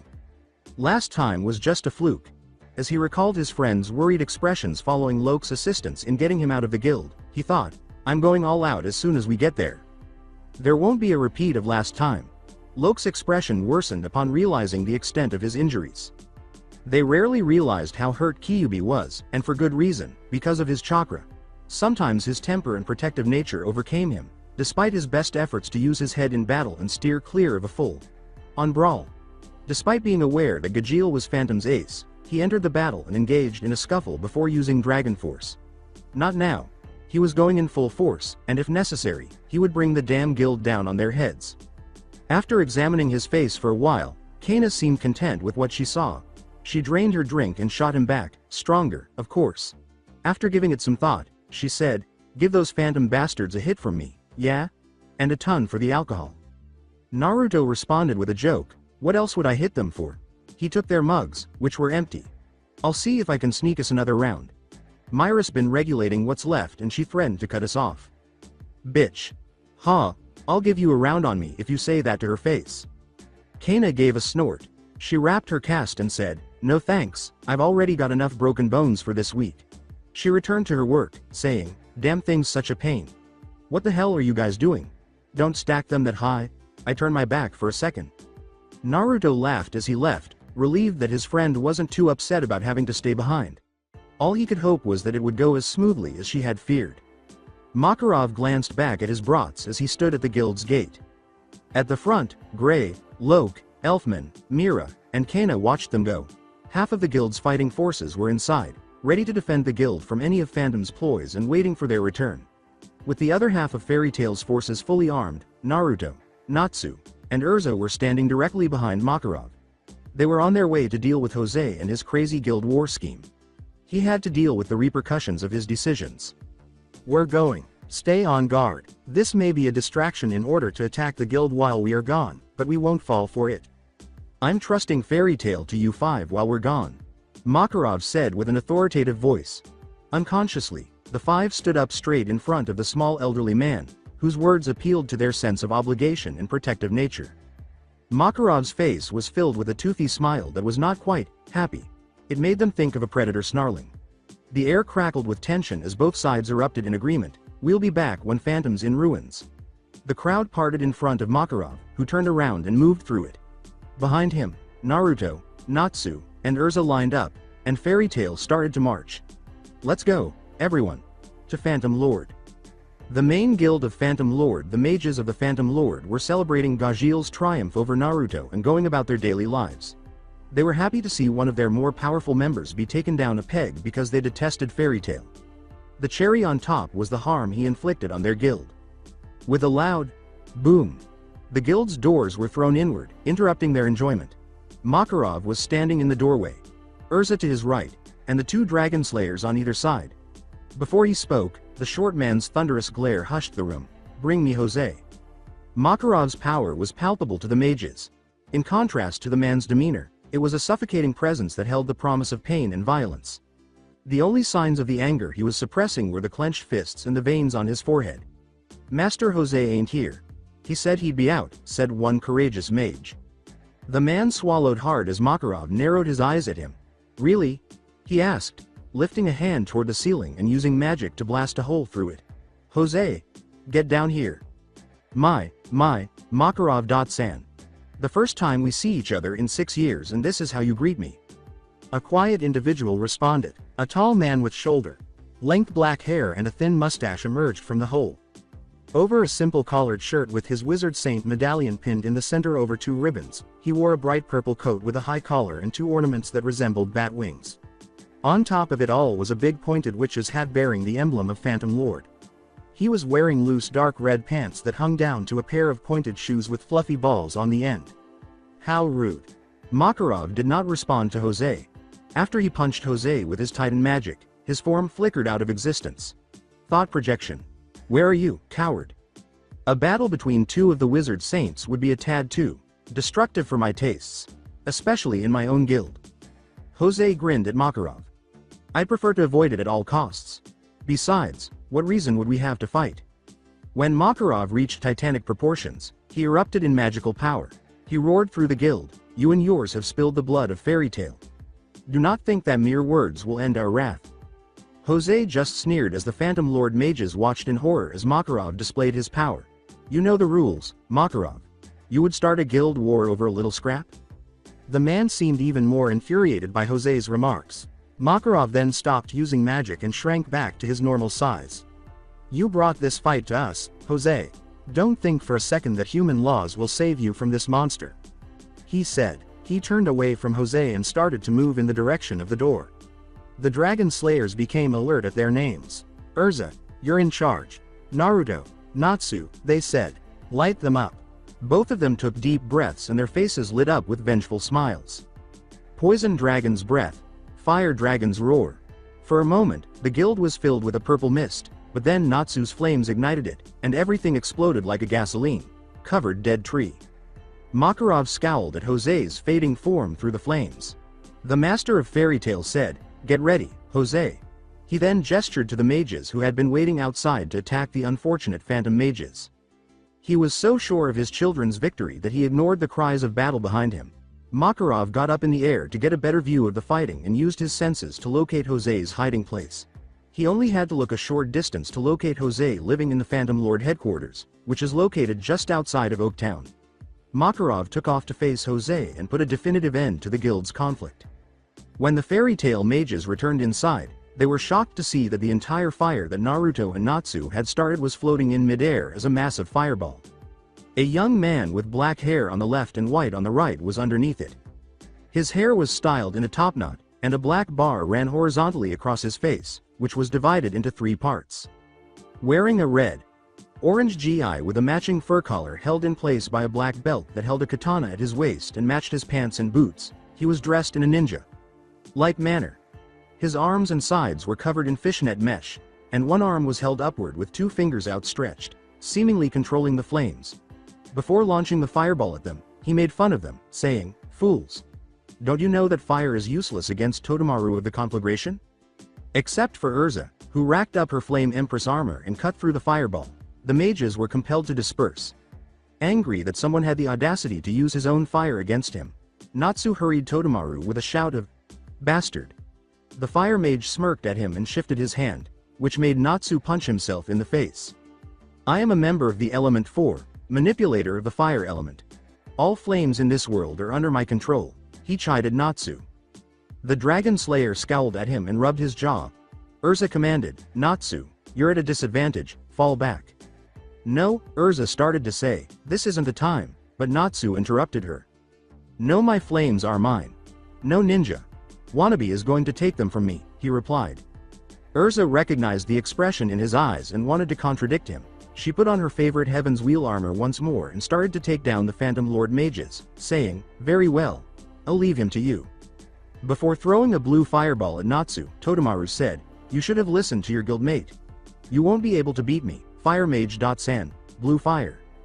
With ease, Natsu grabbed it out of the air and gulped it down. He felt a chill run through him. "That's the first time that I've eaten cold fire," he said. "Cool." Totemaru remarked to himself, "You did refer to your previous attack as Fire Dragon's Roar. I overlooked that. Then I guess we're at a stalemate." Before assuming his position, Natsu informed him, "Not quite. Weren't you listening? My flames are mine," he exclaimed before swinging his bare fists at Totemaru. With a number of swords floating around her, Urza danced her way through the melee.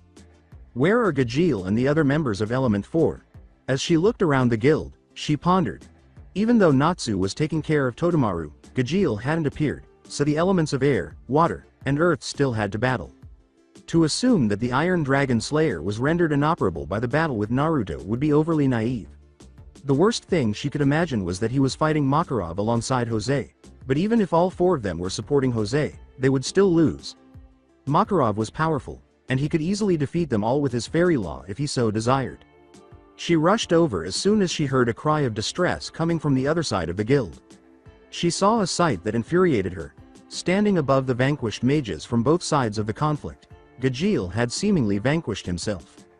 With a vanquished Jet and Droy beneath his feet, he had one hand around Levi's throat. She could tell that before they realized what was happening, he had fallen on them from the ceiling and vanquished them. Gazing at Urza, Gajeel turned his head. Without letting go of the struggling girl he was holding, he said, "Oh. Hello, Titania." He gestured to the mages surrounding him with Levi, saying, "I hope you put up more of a fight than this trash." As she frantically attempted to break free from his hold, the small mage in his grasp glared at him. She gave up trying and extended her hand to him. Solid script. Fire. The flame-shaped word, fire, materialized and shot itself at Gajeel at close range. He swore as the blow struck him and then shook it off. His gaze pierced Levi's with anger. Cute, Iron Dragon's roar. Gajeel let go of Levi and allowed the momentum to propel her into the air as the flurry of metal fragments struck her. His body was covered in iron scales, which prevented Urza's attack from taking his head. He gave her a bloodthirsty grin, his red eyes meeting her angry expression. He took a bite out of the sword she was holding against his neck and said, "I was supposed to fight the basilisk or the salamander, but I guess you'll do. Delicious." Urza moved away from him, and she took a new sword. Although Gajeel would be a challenging opponent, his remarks about Naruto and Natsu worried her more. She insisted, "What do you mean, supposed to?" Gajeel raised the studs he had in place of eyebrows and said, "Oh, can't you feel it? Totemaru is taking care of the salamander and Arya already took out the basilisk." Urza said, reflexively, "Impossible." Then she looked for Naruto's magic. When she was unable to feel anything, her eyes widened in horror. Yeah, Arya was supposed to take care of Makarov that way, but Juvia and Saul dropped the ball and Master Jose had to improvise. Unfortunately, that bastard Arya used the opening to steal all of Basilisk's magic. Gajeel was disappointed. With a silent scream, Urza charged at Gajeel, who deflected her blow with his arm. "I know, I'm disappointed in him too." The fairy tale mage became even more enraged by his remarks and began to rain blows on Gajeel. He yelled, "You know that won't work, Titania." Just before Urza struck him with a hammer he hadn't realized she had brought. The man caught himself on one of the rafters after being flung up into them. He whispered, "So not as angry as I thought." As she put on her new armor, Urza was encircled by light. She wore heavy armor on her arms, legs, and shoulders, and it was mostly black and gray with spikes covering most of it. She wore a necklace of black diamonds and lighter armor across her torso. A mace, black and spiked, bigger than she was in her hands. She warned Gajeel, "This is my purgatory armor. None who have seen it have lived to tell the tale." She failed to mention that she had never used it against a human before and that everyone who had seen it had been monsters she had slain. Gajeel gave her a crazy smile and then burst out laughing, saying, "Now you're getting serious, Gihi." Previously, with Naruto, the fireball caused Naruto to become separated from both Natsu and Urza. After orienting himself, he entered Dragon Force by using Kyuubi's chakra. His enhanced senses alerted him to an impending attack from behind once he entered Dragon Force. He spun around to see a huge, tan-skinned man standing behind him with his arms spread wide and a blindfold over his eyes. He was dressed in a pale orange shirt, blue baggy pants, and a green high-collared coat with a matching hat. He wore a red necklace composed of crosses and a small skull, and he wore a long pale blue stole with 2 white stripes over his shoulders. The man exclaimed, "So sorrowful," and then launched Naruto across the guild. Tears started to pour out from behind his blindfold. He lamented, "How sorrowful that a young man like that has to die today." Even though he was the one who was going to carry out the murder. Naruto struggled to stand against the wall, his body depleted of all magic power. In fact, losing so much magic in such a short period of time had made being in Dragon Force even more painful for him. He was hardly able to move. Kyuubi said, "Naruto, what happened?" The power in his container had vanished, and Naruto was now seriously weakened because of the magic system within him. He was currently being supported by his chakra, but it was a temporary fix that relied on an entirely different system. He exclaimed, "Bastard stole my magic." Naruto reached into his pocket and took out his bottle of cyanide with a shaky hand. Before the bottle was blasted out of his hand and destroyed just before he was pushed back into the wall even more, he thought, "Gotta get my magic back." With the hand extended, Arya informed him, "None of that, Dragon Slayer. Metsu is hard enough to pull off. I won't let you recover from it so easily." Naruto swore. The Phantom Mage would not allow him to use the second backup bottle he still had, but he didn't have many choices without it. Give me the cloak, Kyuubi. Not the typical boost, either. I'd like the entire thing. A fearsome smile grew inside Kyuubi's head. The giant fox started to pour a bubbling red chakra into Naruto's system from his cage, saying, "You want my chakra, you've got it." Around him, the blonde felt the cloak form. Since he had found it while attempting to acquire Dragon Force, he had never used it for anything other than a power source.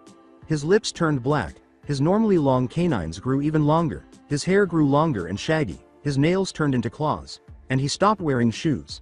Naruto was now facing Arya while crouching on his hands and knees.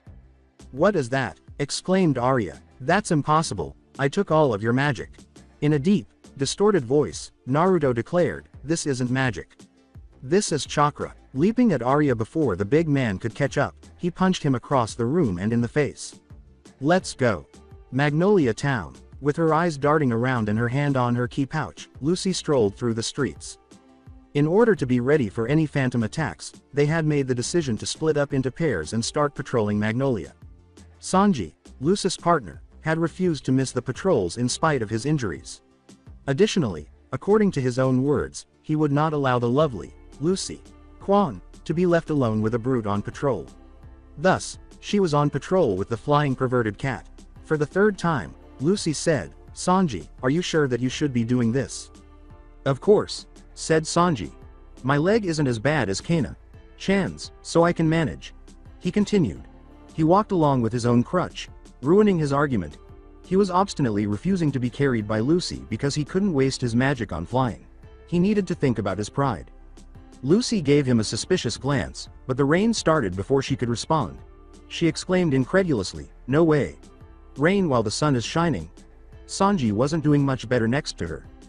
However, he was still prepared to sacrifice himself for a beautiful woman.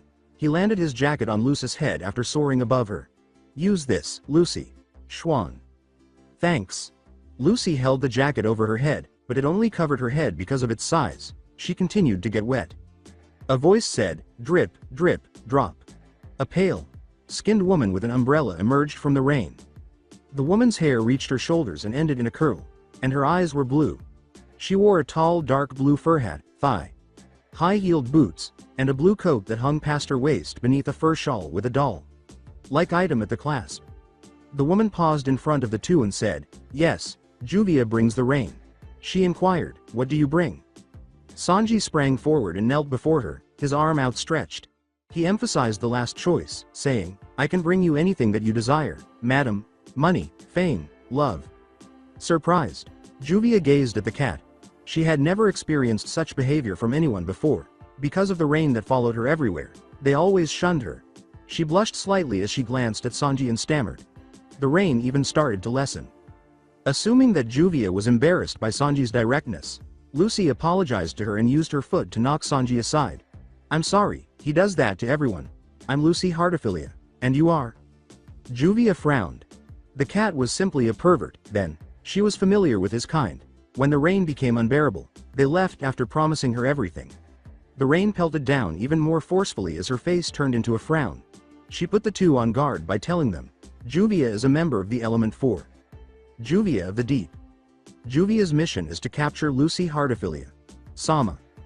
As Lucy reached for her keys, the water surrounding her caught her in a sphere, but Sanji transformed into his battle form and flew ahead of her to protect her.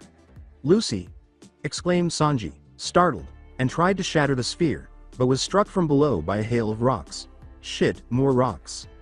A strange-looking man with green hair that was spiky and wearing a monocle emerged from the ground. He was wearing a brown suit with a cape between the elbows and odd protuberances on the collar. The man bent the side until his head nearly touched the floor, and he twisted his thin green mustache. He told Sanji, Non. You can't do that." The man with the goofy appearance glared at him and said, "Our mission is to capture Lucy Heartophilia. Sama. I can't let you interfere." This is not good. Hovering in midair, Sanji thought to himself, "I can't take on both of them." He could see that Lucy was losing strength in her struggles, but he was powerless to stop it. Luckily, the cavalry showed up as Loke's fist broke the sphere and saved Lucy, and Grey's ice froze it. After holding her bridle style, he turned to confront the Phantom Mages. He said, "Who are you?" The man identified himself as, "I am Saul. You may call me Monsieur Saul. I am also known as Saul of the Earth, member of the Element 4. Juvia of the Deep." When Gray approached them from behind, his magic bursting and freezing the raindrops around him, the temperature around the mages started to drop. "From the Element 4, huh? And to think that I was disappointed at being left behind." To finish their mission, Juvia and Saul stood back, ready to battle the two. The others were getting ready to fight to protect their fellows. Sanji was ready to descend and kick someone's ass while soaring above them like a furry angel. Guild of Phantom Lords as Gajeel deflected her mace and forced her to backpedal away from the Iron Dragon Slayer, Urza muttered curses. He was pushing Urza to the limit and living up to his reputation as Phantom's ace. The protection his Iron Dragon scales offered to transform the man into a force of nature perfectly counterbalanced his ferocity and brutality. Urza was relieved that she rather than one of her fellow guild members had confronted Gajeel. She was certain it wouldn't go well if they tried to fight him. The only things that could harm the mage through his armor would be Naruto's poison or perhaps Natsu's flames. Urza ducked out of the way as sharpened nails thrust forward to try to remove her eye. Early on, Gajeel had switched to using only his fists after realizing that the defense of her armor was negating his magical attacks. Since he could grab her weapon and tear a chunk off for a snack if it came close to him, it was turning out to be pretty challenging to counter. There were multiple bite marks on Urza's armor, and she was missing her right gauntlet, which had fallen off after Gajeel had consumed enough of it. Gajeel barked, "Come on, Titania. Is this the best you've got?" as he swung a barrage of blows that she deflected with her mace. Iron Dragon's hard fist. Gajeel then grabbed one of the spikes and jerked it away while slamming a heavy haymaker into her ribs. Urza let out a brief cry of agony as she was pushed back. A quick look down revealed that her mace was now down a spike and that a portion of the armor was cracking. She was unable to maintain her purgatory armor due to financial constraints. If she was unable to hit Gajeel, the gains in power and defense were not worth it. She was merely giving him a boost in power. Urza put on her flight armor while he waited for her to move. She was dressed in light armor, which included a yellow cloth over her left thigh, a thin blue garment covering her arms and legs, a small breastplate, and small pieces of cheetah printed armor on her left arm and leg. She also had matching ears and a cheetah tail. Urza was holding a pair of wooden tonfas in place of the swords she usually carried with her armor. Urza hurried forward without preamble, the properties of her armor causing her to double her speed. Gajeel was taken by surprise and was sent sprawling after taking a hard slap across his face. Urza didn't slow down and started hitting Gajeel's body with her tonfa ends in quick succession. The blunt force of Urza's blows could be felt past the Phantom Mage's scales, pushing him across the war zone that the guild had become. Despite his growing frustration, Gajeel held off on making a move until he had adapted to Urza's new speed. One of her tonfas was deflected away as his hands slithered out and grabbed onto it. In order to prevent Urza from pulling away, he grabbed her hand and slid it down the weapon. Blood was drawn by the sharp nails, and Gajeel started to strike Urza's body with his own counterattacks. Her lack of armor is now a weakness that Gajeel can use to deal multiple damaging blows. Urza thrust the tonfa into Gajeel's face after twirling it in her free hand. The Dragon Slayer gave Urza a twisted grin and bit down on the end. Before she pulled the hidden trigger in the tonfa handle and fired a magic bullet into Gajeel's mouth, his expression changed to one of bewilderment at her smile. Smoke billowed from his mouth as he let go and swore in agony. Urza equipped herself in her giant armor while he was distracted. Around her, yellow armor with blue trim materialized, with the right arm's armor being noticeably larger than the others. Urza typically wore this armor to aid in her spear throwing, but this time she was carrying a big hammer. Sensing the shift, Gajeel glanced up just in time to see Urza fling an enormous hammer at him. The hammer crushed him and carried him into the opposite wall because he was unable to dodge in time. Urza put on her regular armor again and watched her work. She was certain that Gajeel couldn't escape a crushing blow like that, even with his Iron Dragon's scales. When she heard the sound of tearing metal, she turned to try to locate Naruto and see if she could save him from Arya. When she turned around and saw Gajeel come out of the wall, her eyes widened in surprise. Her hammer, slowly being eaten away, was in his jaw, and murder was in his eyes. As he consumed her weapon and swallowed, Gajeel's gaze remained fixed on Urza. His iron scales, which had been cracked all over, were once again flawless and in perfect condition as green magical energy started to emanate from his body. Gajeel snarled, "Thanks for the meal," and then he bounded across the guild, burying his fist in Urza's stomach and crumpling the armor that covered her with a terrible screech. Gajeel cracked his neck in satisfaction as she was flung backward. He yelled, "You done warming up, Titania?" Urza's sword clashed with his hands in response, and her enraged scowl met his arrogant smile. She broke free from his grasp and hurled a spear with two heads attached to a wheel at him after an armored knee struck his stomach. As usual, Gajeel tanked the attack, but as the spear's thousands of volts shocked his body, he let out a cry of pain. Then he was struck by a wave of water, which rolled his body around. He glanced up at Urza, who now held a crystal sword with a fin like guard in her other hand. She told him icily, "Yes, Gajeel, I am done warming up." Gajeel stood up and exclaimed, "Now that's what I'm talking about. Show me what your puny guild is made of, queen of the fairy trash." With a psychotic grin on his face, the two charged at one another, a metal monster with sharp blades for hands and a knife pursuing a mixture of water and lightning. Arya versus Naruto. After recovering from the surprise attack, Arya raised his hands to launch Zetsu, but Naruto slammed an uppercut into his stomach and shot forward once more.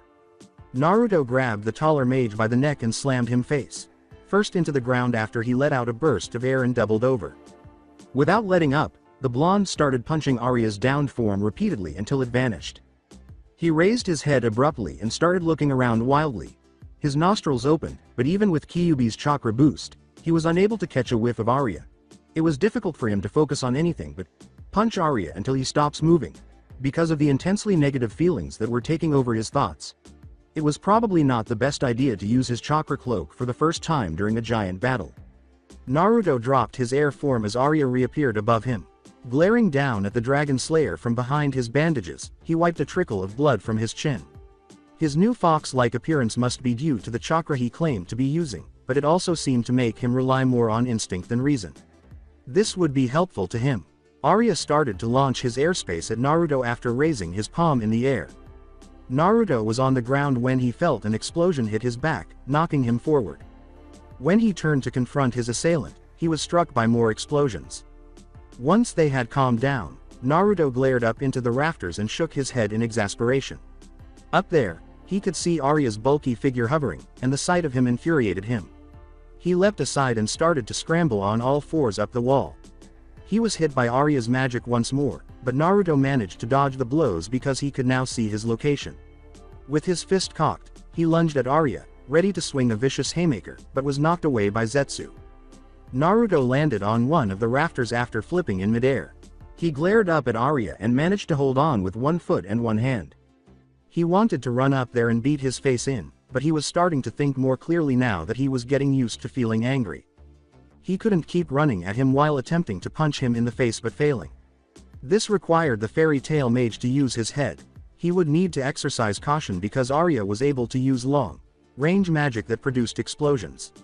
Although he had already outrun the explosions, he wouldn't have enough time to avoid them if he approached too closely. Naruto felt the wood crack beneath the extra chakra he was releasing as his fist tightened on the rafter.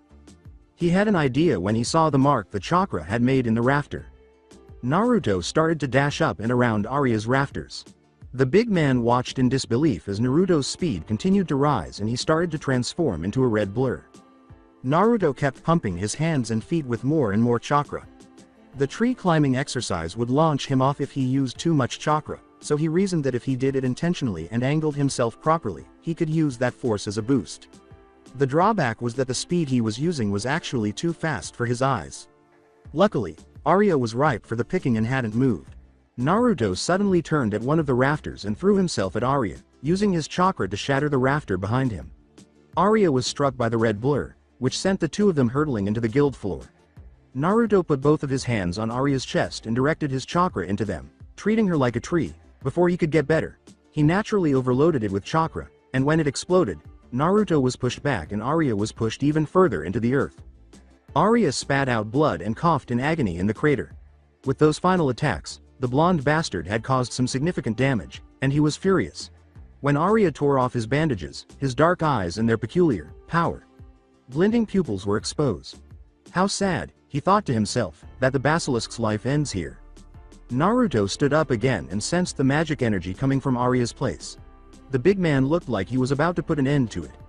Naruto started to breathe in with a smirk on his face. After Kyuubi's chakra cloak was quickly consumed, Naruto sensed the return of magic power to his body. It resembled a cozy fire. And he was going to obliterate everything in his path, just like fire. The air around Arya started to spiral inward, and he floated up out of his crater. Can you survive the airspace of death, Zero?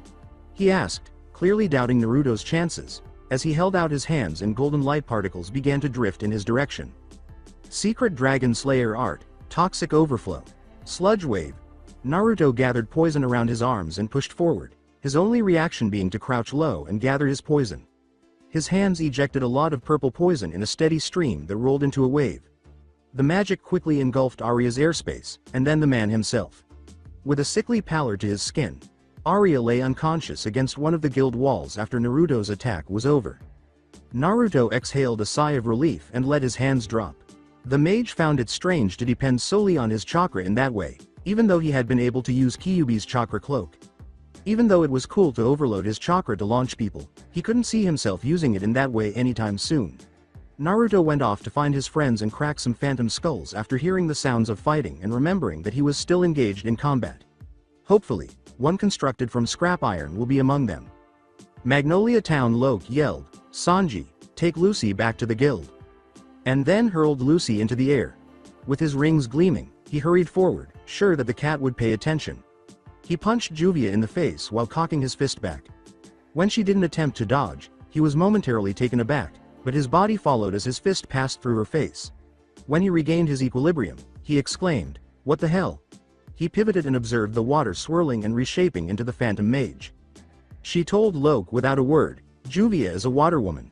Your attacks will have no effect against Juvia." A wave of water was hurled at him, and he ducked out of the way before shouting to Gray, switch." He grimaced and said, "Shit."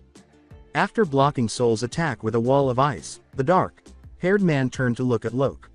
When he saw his fist go through Juvia, he realized why his friend was having trouble with her. With the words, "Ice make cannon," he aimed an ice cannon, which passed through Juvia and caught her attention. As they switched opponents, Gray and Loke rushed forward and slapped hands. "I don't care if you're a woman or a child, I won't go easy on anyone that hurts my friends," Gray said, observing the mage closely as he stood in front of Juvia. Juvia blushed at what Gray had said, turned around, and started to leave. "Juvia has lost this battle. Farewell," she uttered, clumsily. "What the hell?" exclaimed Gray, startled. Was she simply giving up in that manner? Not if he was saying anything about it. As he grabbed her shoulder, he said, "Hey, you can't just leave like that after attacking us." With a start, Juvia spun around and instinctively encircled Gray with a sphere of water, saying, "Waterlock." "I let my guard down, damn it," Gray swore to himself. He had readily fallen into the trap set by the woman, who had taken her surrender seriously. Sanji, who was he? Juvia recoiled at Gray's savage expression as he froze the sphere and glared at her. He cautioned her, "You won't take me out with a trick like that," and then he pushed out his hands and said, "Ice make Lance." Sanji pulled Lucy from the fight while she was struggling in the air, saying, "Damn it, Sanji, put me down. I can't just let them fight by themselves." "Sorry, Lucy. Schwan, but you're not strong enough to fight those guys yet," he said to her. Lucy had only been a member of the guild for a month, and they were S-class mages from Phantom Lord. It would be some time before she was prepared to face someone of that level. "We can't just leave them there. If we work together we can take them," she continued. "Isn't that how fairy tale works? We stand together and nothing can touch us." At her words, Sanji stumbled in mid-sentence. She was correct. That was their method. Running from a fight was against his values as a fairy tale mage, but Loke had instructed him to get Lucy to safety. He saw a way out before his internal conflict could be resolved. Mira and Elfman were racing through the streets in the direction of the conflict's origin. In front of them, Sanji fell and released Lucy. Mira exclaimed, "Sanji, Lucy, what are you two doing here?" "We just came from a fight.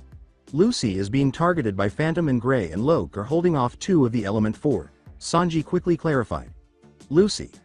Schwan, stay here with Mira. Chan. I'm heading back to help." "As a man, I can't let you go alone," Elfman said. In order to preserve magic, Sanji shrank back to his normal size and led Elfman through the town. "Thought so, follow me." Lucy yelled after them, "Wait," but to no avail. As the two vanished from view, she frustratedly stopped her foot. Then she turned to Mira and said, "We have to follow them." If they're really after you, then we should return to the guild in case there are more phantom members out here, Mira said softly, placing her hand on Lucy's shoulder. With a wave of her guild mark, Lucy said, I can't just let them fight for me like that. I'm a fairy tale mage too, and shrugged her hand off. Mira bit her lip as she looked at Lucy. She could relate to her frustration. Since Lisana's passing years ago, she had been unable to use her primary magic, and occasionally the sense of futility and powerlessness overcame her.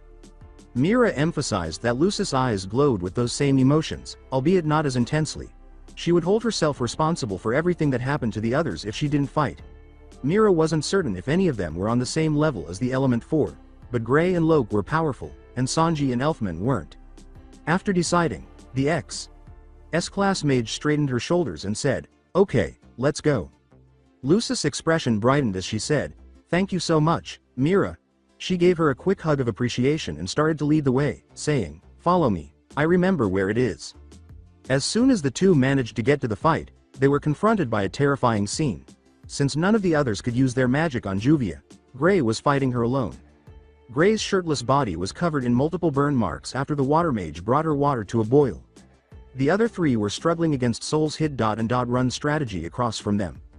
The man would vanish into the ground, emerge briefly to take a potshot, and then vanish once more. Open. Gate of the Golden Bull, Taurus. Lucy yelled as she swiftly reached for an extracted Taurus key. With his big axe slung over his shoulder, Taurus, a black and white minotaur with a speedo and a nose ring, emerged as a bell chimed. Taurus, help defeat Saul, Lucy said, pointing to the spot where Saul was engaged in combat with the others. The ghost exclaimed, You've got it, Lucy, before launching into combat. He lifted his big axe above his head and slammed it down on the ground where Saul had just vanished. The attack caused the phantom mage to leap out of the ground, and Loke used the moment to hammer him with his glowing fist.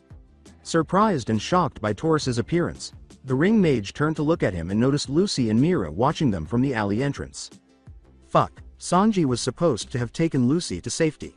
He wanted her out of the way and, more significantly, away from this altercation. This was terrible, terrible. He would reveal his identity to Lucy or, worse, the other spirits if Taurus recognized him. Thanking the Spirit King that his hair was shorter and that he no longer wore suits, Loke swiftly turned away from Taurus. He would be alright as long as he prevented Taurus from seeing his face. After regrouping, the fairy tale mages kept a close eye on Saul.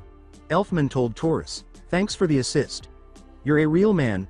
Elfman had rocks all over his arm. Saul was kicking them in the ass, especially Elfman, who wasn't as quick as the others. No problem. They could no longer see Saul as the rain started to get heavier around them. They made a vow to themselves and instinctively moved closer together to avoid being ambushed from behind. Unfortunately for them, Saul was still able to sneak in behind them no matter how closely they kept the circle. Roche Concerto, the slender man said as he emerged in the center of the group, and a hail of tiny stones smashed the four combatants, shattering them. Saul had already vanished when they turned to face him. Sanji took off and scanned the area, but he couldn't find them. Loke said out loud, Where is he? To no avail, they kept searching for him. He had apparently vanished. Then two screams were heard. As soon as they heard the screams, the four of them turned to see that Saul had attacked Lucy and Mira while they were looking for him. With their eyes gazing off into the distance and their minds in a place only they could see, the two girls were gradually being terrified from the bottom up. They called out to them, but they didn't answer. You won't be able to break them out of my merci la vie, Saul said, slapping his finger at them. Elfman screamed in anger and lunged towards Saul, but was quickly pushed back. Non. You can't save her like that. Just like before, Elfman, you will watch as your sister dies because you were too weak to save her. Saul smiled cruelly and said, just like with Lisana. Elfman tried to backhand Saul and demanded, How do you know about Lisana? Before responding, the odd man bowed his body past 90 degrees to evade the assault. And what about you, Spirit? Will you allow another summoner to die because of your inactions? Saul said, moving to where Loke and Taurus were trapped in the sand. My monocle whispers to me about all of you. He swept his hand out and stopped them from reaching Lucy with a wave of sand, saying, Sable dance. The words of Saul angered Taurus, but they also perplexed him. He hadn't caused the deaths of any of his summoners before, and he wasn't going to allow Lucy to be the first. Then he realized that Saul was not addressing him. He looked at the man beside him and saw his face clearly. He recognized him through the twisted face of anger. For some reason, the spirit that had vanished from the spirit world years prior was called Leo. Ignoring his rings, Loke roared in rage and charged his magic to his hands. He wasn't going to let Lucy die, regardless of the likelihood that it wouldn't work or how much shorter his life would be. Even through the rain, his trembling fist emitted a bright yellow glow that blinded everyone in its path. As the light increased, he lifted his fist and chanted, "O Regulus, grant me your strength," before slamming his fist through the sand and into Sol's face. Regulus impact sent Sol flying backwards, shattering the magic that surrounded the girls. Loke stumbled to his knees, panting for air. Even though it wasn't that strong, that had taken more of him than he had anticipated. He wasn't sure if he had defeated Sol, and the lion head that usually accompanied his attack hadn't materialized, but that was all right. Now he was confident the others could look after him. He was shaken by Taurus's hand gripping his shoulder, but he was unable to hear what was being said. At least I was able to save someone this time. Loke thought as his vision grew blurry and the sounds around him became muffled. The rain had stopped before he passed out. "Leo, Leo, Leo!" Taurus yelled as he began to shake Loke. When he heard no answer, he got up and looked in the direction where Sol had been flung. Anger tightened his grip on his axe. Damn the repercussions, he was going to cut the mage in two. Lucy asked dimly, Taurus, what happened? The phantom mage. Where is he?" she exclaimed as she remembered and frantically glanced around. "Not sure. Leo sent him flying and saved you too." "Leo?" The two asked again before noticing Loke on the ground, unconscious. Loke dashed to his side. Mira felt for his pulse. When she found it, she exhaled in relief. It was there, but it was weak. Sanji was floating in midair when Mira looked up and said, "Sanji, you need to take Loke back to the guild." "Why?" "Yeah," mumbled Sanji. Mira asked him what was wrong after noticing that he was preoccupied. Elfman was standing there when Sanji said, "He did it." Elfman finally did it. They were astounded by what they saw when they followed his gaze. The horned crest he now wore was matched by yellow spikes on his shoulders, long shaggy white hair that fell down his back and was tied to a beard, and a large, hulking beast with dark red fur, green skin, and bird-like legs had taken Elfman's place. Elfman's pants were still there, but they were more ragged, and his stitched scar had become jagged. "Full body takeover," Mira exclaimed, startled and alarmed. A full body takeover was something Elfman had never used before. He had attempted to control the very monster in front of them the one time he had succeeded. Lysana had lost her life as a result of his failure.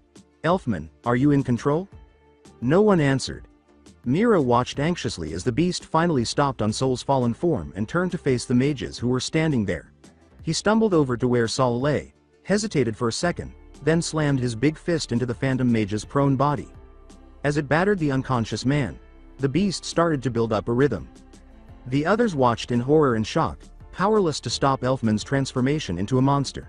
Sanji whispered, "He's going to murder him." He was correct. The beasts functioned similarly to a machine, directing the tiny part of Elfman's mind that was struggling for dominance and keeping it from attacking his friends. The beast was currently acting out of a subconscious rage over the near-death experience of his surviving sister. Mira watched in horror as her mind was filled with the memories she had attempted to suppress. This attempt was overlapping with Elfman's earlier unsuccessful attempt to control the beast. But this time, Sol's passing wouldn't cause him to abruptly stop changing. She and the other on-site mages were not strong enough to stop him, but he needed to be stopped. Before she realized what was happening, Mira was running at the beast as her fists clenched in frustration. Mira found herself in front of the beast after the others realized too late to intervene. Mira was standing over Sol's severely bruised and battered body, her arms outstretched, when the giant monster paused in the middle of his punch and looked down at her bewildered. She shouted, "Elfman, stop this. The fight is over, he's lost on him." With tears in her eyes, she forced a smile and said, "Come, let's go home, Elfman." Elfman's eyes opened within the beast. Recollections of his last outburst, his last encounter with his younger sister, and the last time he heard those words. Elfman's resolve solidified, and he started to defend himself against the beast. He refused to let the past happen again. He was going to protect his sister from himself, his worst fear. Elfman let out an unspoken scream that resonated in his spirit and attracted the beast's attention. He was able to regain control of his body from the monster by using all of his magic. Using the monster's own hand, He crushed the last remnant of sentience that stood for the beast's will and defeated it from his soul. Mira watched anxiously outside as the beast let out a frantic cry of pain and wrath. Then it started to get smaller. The ragged tear beneath its eye gave way to Elfman's well-known stitched scar. The beast still loomed over Mira, but it stopped shrinking. "Elfman, is that you?" she asked, tentatively reaching out to touch its face. Huge arms encircled Mira's shoulders and embraced her. Mira relaxed when she sensed the shudders running through Elfman's body, and there was no pain from being crushed. He was crying, but she reached up and gave him a hug in return. "I'm sorry, Nichan. I just wanted to protect you and, she said. "It's okay, Elfman. You did it. It's okay," Mira told her younger brother. Through his tears, he gave her a smile before returning to his own body. The others studied the vanquished mage and kept a respectful distance from the Strauss siblings. Saul was a complete mess and appeared to require a lengthy hospital stay. Soon after, Gray showed up and declared that he had vanquished Juvia. Gray gathered the two phantom mages and bound them with chains. There was an unconscious Loke beside them. He was standing at the front of a sled that Gray had constructed out of ice. "I'll take Loke to poor Lyuzica's hut and see if she can help him. From what you told me, this isn't him just overdoing things." "I'll help you," offered Elfman.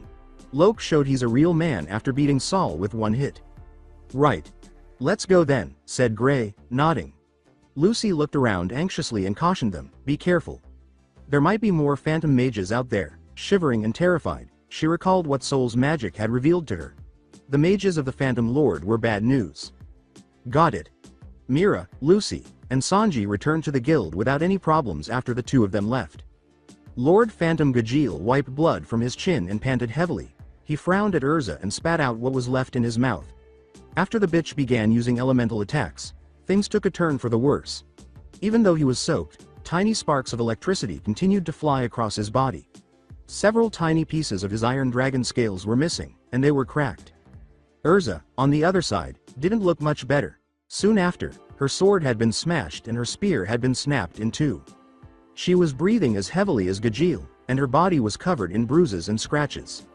Urza knew she had to finish this now since she could see that the fighting was coming to an end. She reached inside her requip area for a special pair of swords and started to steady her breathing.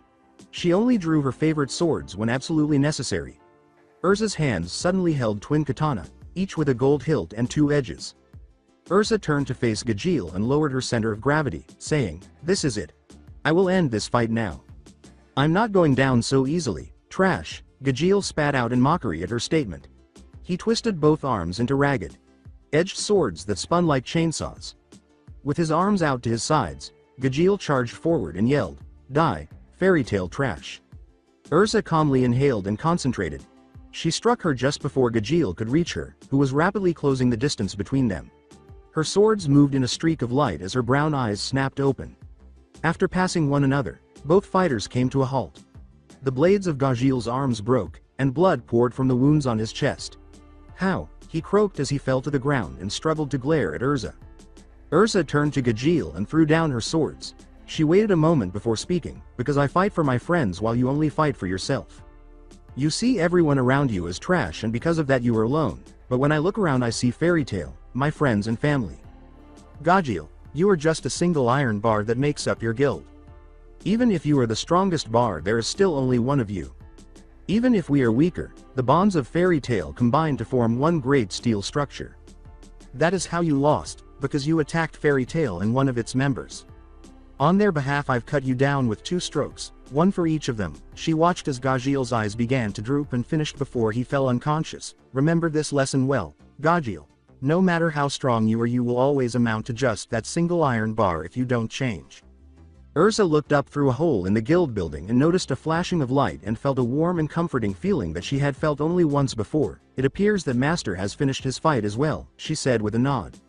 She started to gather the Fairy Tail mages, turning away from the unconscious Dragon Slayer. The majority of the fighting had subsided, and Urza swiftly dealt with what remained. The mages were re-energized by the news of their master's victory, and they promptly gathered up their injured and departed.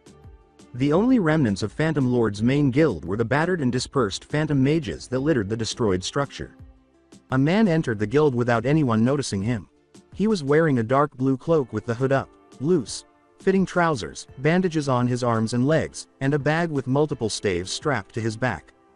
After examining the typical collateral damage from a fairy tale operation, he dropped a stack of flags of various colors in the center of the guild and walked away.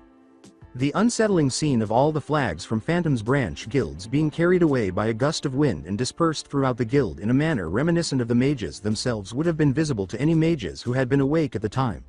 Particularly since each flag was placed directly in front of the mages' faces, making them the first thing they would see when they awoke. Headquarters of Phantom Lord, Jose sipped a glass of wine while sitting calmly in a chair. He sensed Makarov coming toward him and, more significantly, his rage.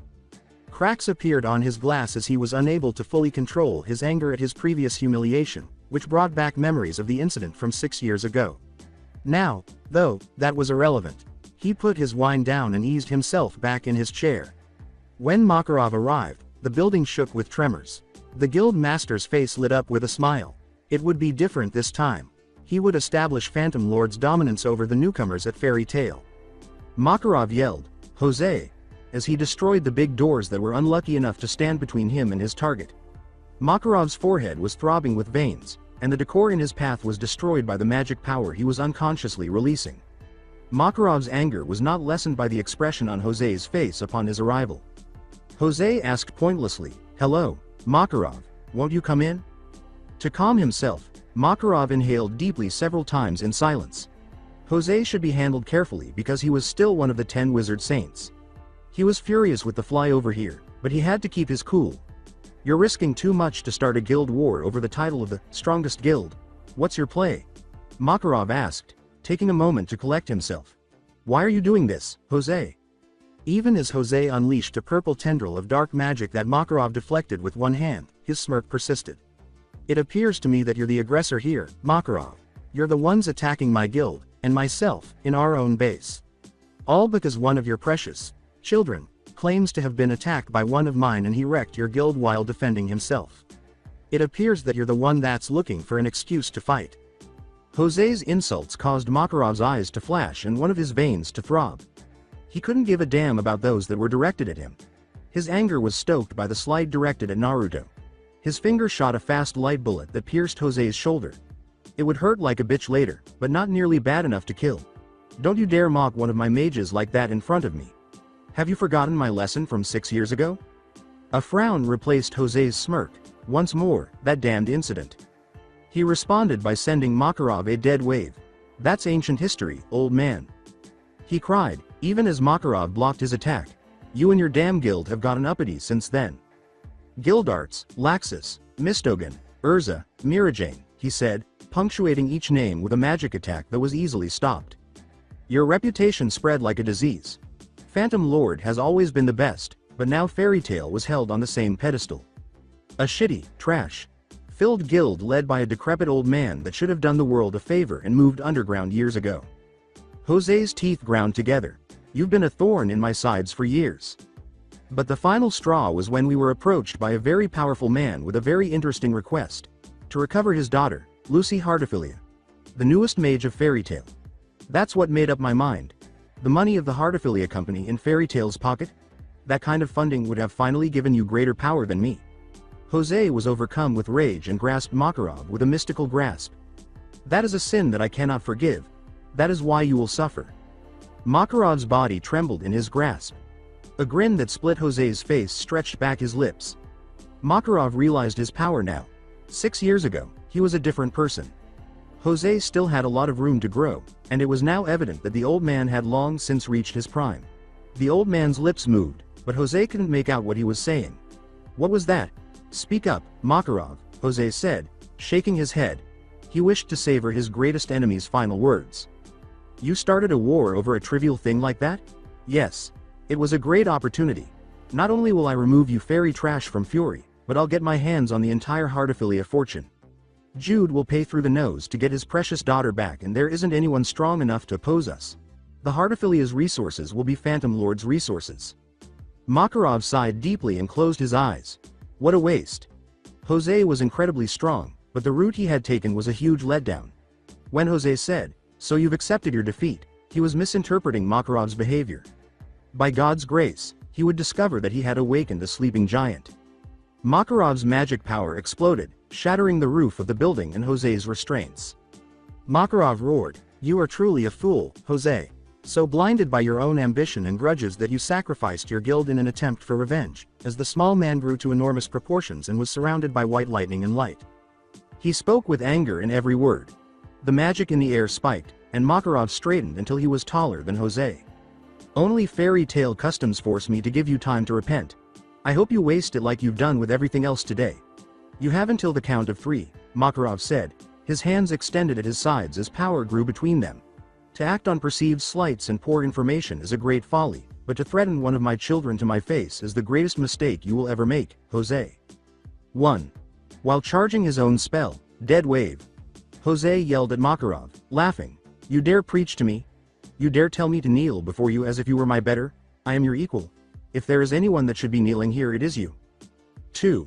When his magic came within 10 feet of Makarov, Jose's confidence vanished as he witnessed it do the same.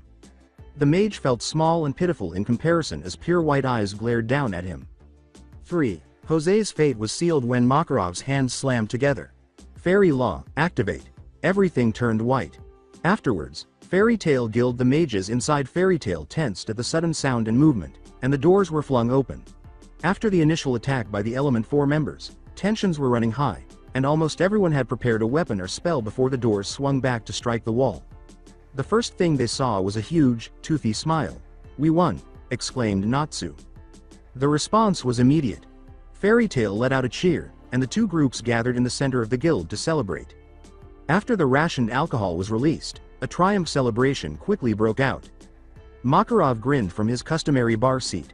The bandages and the partially destroyed interior vanished for a moment, and Fairy Tail returned to its proper state. As he watched Natsu, Naruto, Gray, and Elfman brag about their battles with the Element 4, he drank his drink idly. As Sanji brought them drinks, Lucy, Mira, Urza, and Kana were giggling at their antics. Max, Lackey, and Nab were all safe, while Redis was painting and Macau and Wakaba were drinking and clinging to each other's shoulders. Shadow Gear was with Biska and Alzak. The council would undoubtedly hit them like a hammer tomorrow, but that was the issue for tomorrow. Today was a celebratory day. The taste of the alcohol was even better. He slapped his lips in satisfaction after gulping down his mug. It had a triumphant taste. Cells when Natsu awoke, he saw two things.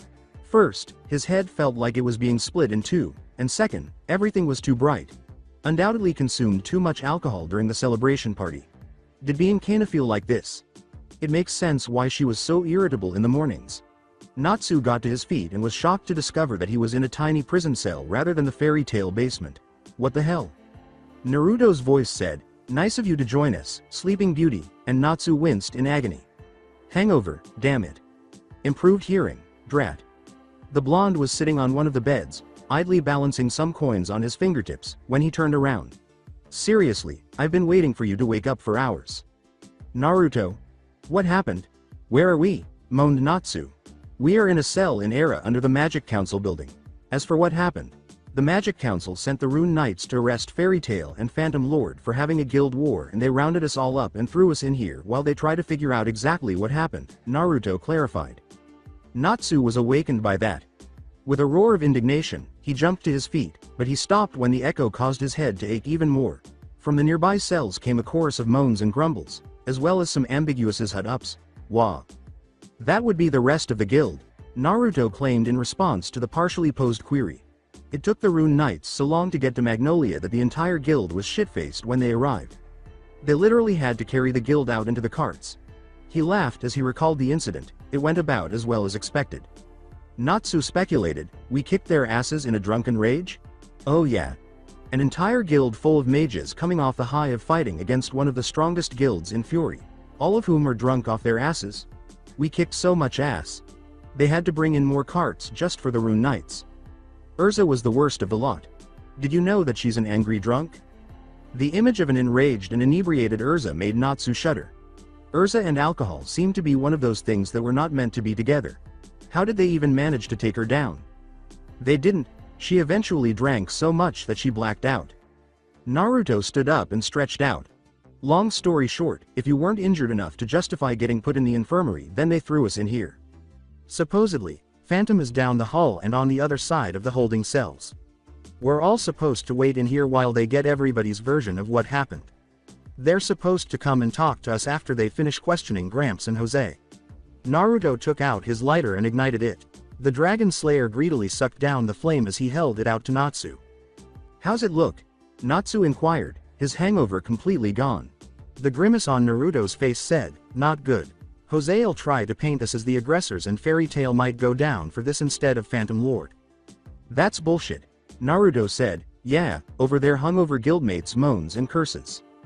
They were acting like babies because they had a slight hangover. The problem is my fight with Gajeel. No one saw who started the fight and he painted me in a pretty bad light after the fight was over. If it comes down to my word against his, then I'm not sure who they'll believe. The basis of the entire investigation revolves around who they believed attacked first. I got pretty fucked up after the fight, but so did Gajeel. It could go either way at this point." Natsu summarized, "So it's all up to who the Rune Knights believe is innocent." "Yup. We're boned. Big time. Interview space."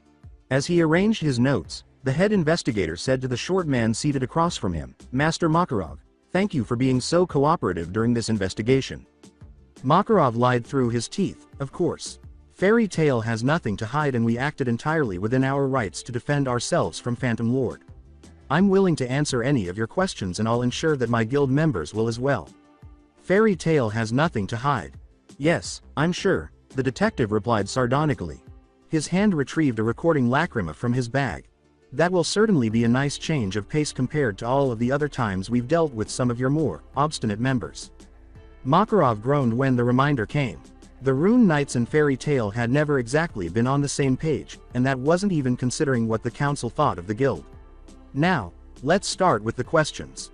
Why did you see fit to attack Phantom Lord's guild based solely on the words of one of your guild members who had just gotten into a fight with Phantom Lord's ace and lost?" Makarov let out a groan. That day would be one of those. "Naruto. For the 100th time, all I did was defend the guild. Gajeel was going to attack it and I wasn't just going to let him do that," Naruto grumbled. The sound of his investigator was becoming monotonous. "Frankly, you're coming off as a bit hostile. What have I ever done to you?" He continued, "How can you be sure that Gajeel was going to attack the guild? Couldn't he have just been walking through Magnolia Town on his way to a job and you attacked him just because he's from Phantom Lord?" The expression on Naruto's face changed. He was walking through Magnolia Town at night and just decided to take a rest outside, on our rooftop, and had turned his arm into an iron pillar while preparing to punch through the guild's roof. "I don't know what that sounds like to you, but to me it sounds like somebody was attacking the guild. And your lack of wounds during your fight? That seems to be the result of a successful sneak attack. Oh my god. You are actively repressing your brain cells, aren't you?" Natsu with one foot on the table and his fist up, Natsu exclaimed, "Yeah, we kicked Phantom's ass. They attacked us. What would you expect? We just rolled over and took it. We're Fairy Tail. If someone hits us, we hit them right back, only harder." Fire oozing from his mouth. The investigator across from him was still drenched in sweat and had now undressed to his undershirt. Some brilliant person had the idea to construct the interrogation booths without air conditioning because the child simply didn't know how to control himself or his magic. Then he reached down, pulled up a huge stack of papers, and dropped them on the table with a dull boom. "Yes, Mr. Dragneel. Your guild's tendencies to cause wanton property damage and multiple assault charges has been well documented. Would you care to guess how many times your name has come up in those charges?" he asked, tapping the top of the pile. A lot?" Imagine Natsu. Gramps did frequently gripe to him and Naruto about their constant destruction of things. "That would be an understatement, Mr. Dragneel. The majority of these charges that contain massive property damage involve you. Some of which are quite destructive." He leaned forward and looked at Natsu. "And you expect me to believe that, with a history of violence like this, Fairy Tail was just defending itself from Phantom Lord and not using the fight between Mr. Red Fox and Mr. Sanair as an excuse to destroy your competition and allow Fairy Tail to take over as the undisputed strongest guild in Fury?" "Yes. Because that's what happened." Before the investigator could continue, there was a loud moaning sound. "Somehow I doubt that. Natsu, the investigator, and all the accusations that had been made against Fairy Tail since Makarov had been promoted to the position of third master caused the table they were both resting on to creak menacingly before breaking with a loud crack. The investigator collapsed, only to be overtaken by an enormous amount of paperwork. Natsu simply reduced his side to smaller pieces and splinters by slamming his foot through the section of the table he had been standing on. "See? Even the paperwork doesn't agree with you," the Dragon Slayer exclaimed with a triumphant laugh. He stopped and raised a stack of binders to get a glimpse of the interviewer's face. "So can I leave now or?" he asked. A series of profanities and agonizing moans were his reply. Gajeel at the moment, the investigator was muttering to herself that she had been unlucky enough to have to interview the Iron Dragon Slayer. The worst person to work on could not have existed. In addition to his intimidating appearance, the man was covered in bandages, particularly on his arms and chest. The frown that was welded to his face was likely a result of them. The investigator jumped when the young man demanded, "Well, the fuck do you want to know?" Under Gajeel's eerie stare, she managed to get out her request, "I need you to recount what happened between Phantom Lord and, Fairy Tail. Especially when you fought against one Naruto Sanair," but she still recoiled when he bit through the iron bar he had been munching on since entering the room. "Please, Mr. Red Fox, sir." His expression was contorted as though he had just consumed an especially bitter lemon. "I fought Basilisk in Magnolia 2 nights ago and it was a draw. Then I fought Titania in the guild yesterday and I lost. End of story," he informed her. Well, that is technically what happened, but I was hoping for a more, detailed report," she inquired lightly. The look on Gajeel's face was deadly. He had already explained the situation to her. Did she want to force him to give a detailed account of how he had lost? That was not happening at all. He repeated, slowly and clearly, "End of story," as though he were speaking to a very intelligent child, which he apparently was. The investigator went, right, of course," and wanted to crawl into a hole. What sort of questioning was this? It was meant to be her who made him anxious, not the other way around. As Gajeel waved the little piece of iron bar he had left at her, the investigator clenched her jaw in anger and said, "Hey, girl. I'm hungry. Get me some more of this." She insisted, and why would I do that? She was able to get over her fear thanks to her outrage. She was at least 3 years his senior and a well-respected investigator for the Rune Knights. Who on earth did he think he was referring to as a girl? Gajeel's brow raised in disbelief, "Because you're supposed to be helping me. I even went out of my way to come here despite what all the annoying doctors were saying. Bunch of loud bastards." She insisted, "And where would I get an iron bar in here?" Gajeel mockingly said, "I dunno. How about the cells?" as if she were the biggest fool he had ever seen. When he implied, "Why you mean you took that from one of the cells?" the interviewer went pale. "Duh. Where else would I have gotten it from? Just go tear one of the bars out of the wall and bring it here. It's not like they're doing much good just stuck in there. They are in there to contain people for questioning and keep prisoners from breaking out," the investigator said right away, delivering the justification she had been taught to provide in the event that a prisoner was misbehaving regarding their space. Laughed, "Yeah, sure. Keep telling yourself that. Meanwhile, in the real world, you guys sent an army to arrest a guild that had just gotten the shit kicked out of them and a guild that just came back from serving said shit kicking and was drunk off their collective asses. You think that those cells are actually going to do anything if we wanted to break out? Especially since you brought us in here just to ask questions and sort out what happened, which means that you can't officially arrest us and therefore aren't allowed to use your magic sealing handcuffs." The sinister smirk could be seen despite his bandages. "I ripped that bar out of the wall with my bare hands, in this condition, without magic. Can you match that, Miss Investigator?" As she struggled to think of a response, the investigator stumbled over her words. "The words that you're looking for are, yes, sir, Gajeel Sama. I'll get those iron bars for you right away," Gajeel said after a few seconds of waiting before reclining and placing his feet on the table. A frightened investigator went to fetch iron bars for Gajeel. Urza crossed her arms and glared as she demanded, "And what is to happen with Fairy Tail now?"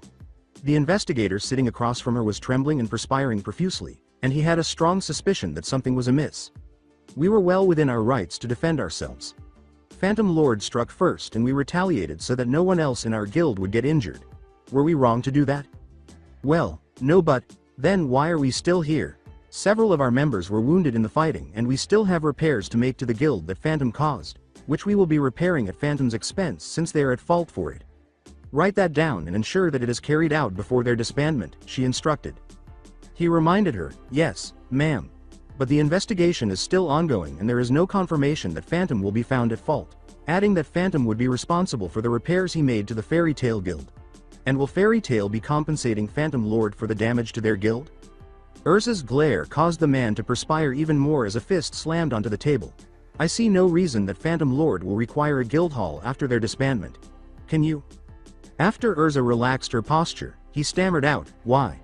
You're right, of course, and let go of a breath he hadn't realized he'd been holding. Taking another bottle of water, the investigator drained it all at once. When had his mouth become so parched? And that's your last word on the subject? The investigator read from his notes, which were written in a shaky and irregular manner rather than his usual crisp writing. You returned to your guild after completing an S-class job and found that your guild had been attacked and a member injured, so you attacked Phantom Lord in response because they had threatened more violence in the future. Was his hand really shaking that much? Anything you want to add? No. The man flinched in terror as Urza's eyes narrowed at him. Is something wrong?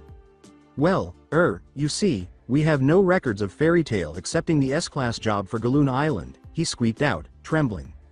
The villagers said the same thing. Ah, yes. Natsu's harebrained fiasco with the Galuna job.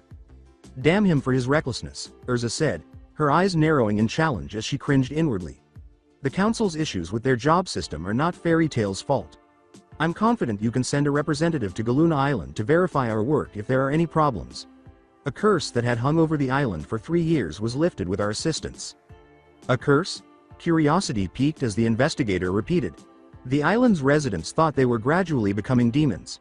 We fixed that by removing some magical interference and proving to them that they had always been demons. Any blood that remained in the investigator's face drained again at the idea of going to a demon-infested island. There's no way in hell that he's going to touch that assignment with a 20-foot pole, he said. He wanted her out 20 minutes ago, and he appreciates your cooperation. Obviously, there is nothing significant that Fairy Tail and I can do to expedite this investigation and hold Phantom Lord accountable for his attack on our guild. If you need further assistance, don't hesitate to get in touch with me, she said. The investigator said, we'll do that, without enthusiasm, and Urza nodded before leaving. After she left, the man slumped in his chair and reached for a flask he carried at his hip. He relaxed a little after downing the alcohol all at once, and now he only needed to write up his report and file for vacation. He needed to leave this crazy place and its crazy mages who didn't realize that the suspect, not the interrogator, was supposed to be intimidated. Gray, mister, could you please concentrate, Fullbuster?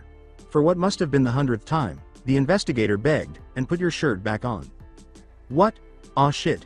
Gray cursed before grabbing his shirt off of the table and putting it back on. The investigator didn't know why she bothered to remind him. It would just be back off in half a minute. Sorry. Are you certain that this room isn't equipped with any cameras? Yes, Mr. Fullbuster, he sighed. As previously stated, the hallways of the holding cells are the only areas equipped with cameras. Other than the two of us, there is nothing in these rooms or in the cells themselves. All right. All right.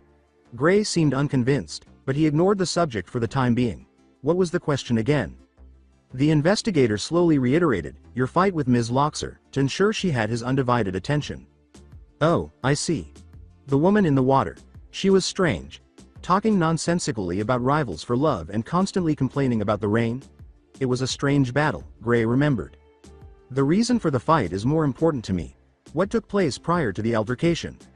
I don't really know, said Gray, shrugging his bare shoulders before placing his bare feet on the table. I went to investigate after Loke and I noticed some odd magic signatures in the town. With all of the rain, it wasn't all that difficult. Lucy and Sanji were on the verge of being attacked when we intervened. Our name is Fairy Tail. We support one another and look out for one another. As the investigator began taking notes, Gray's head began to turn around. 2 words in large, bold letters that she had underlined multiple times were paranoid and exhibitionist. She looked up, but rolled her eyes. Mister, they didn't pay her enough for this shit. So she massaged the bridge of her nose while Gray searched for his underwear. Fullbuster, your boxers. Lucy God, she hadn't wanted to ever use those etiquette lessons again, but Lucy smiled awkwardly, shifted on the pillow that had been provided to make her more comfortable, and accepted the glass of water that the investigator offered her, thanking him as if she had learned it years before. Heartophilia. Sama, are you at ease? The investigator's sly smile, which Lucy recognized from a mile away, was similar to the parties her dad had taken her to before she left. He wanted something from the Heartophilia name and was trying to curry favor before asking. Yes. Can we start right away? Anything to avoid the investigator and leave this room. Obviously. The man took a seat across from Lucy and nodded. Of course, he said, drawing out a notebook and pen before starting his questions. You weren't at Fairy Tail or involved in the attack on Phantom Lord when Naruto Sanair and Gajeel Red Fox fought, were you? Yet you claim to have been attacked by Juvia Loxer and Saul of Phantom Lord while you were in Magnolia Town, he said after Lucy nodded. All right. They claimed that capturing me was their goal. You know why they were supposed to capture you? The investigator asked, taking note. Any significant adversaries? People seeking retribution? After giving it some thought, Lucy said, no, not one that immediately comes to mind. Suspects could include anyone who doesn't like my father or his company, but that's a large group of people. Is there anyone who sticks out? Someone who had been too eager to criticize or threaten? The investigator nudged. That doesn't really narrow it down, Lucy snorted. There aren't many friends for father. He muttered, I see, with disappointment. Is there anything else that transpired that could provide you with a hint?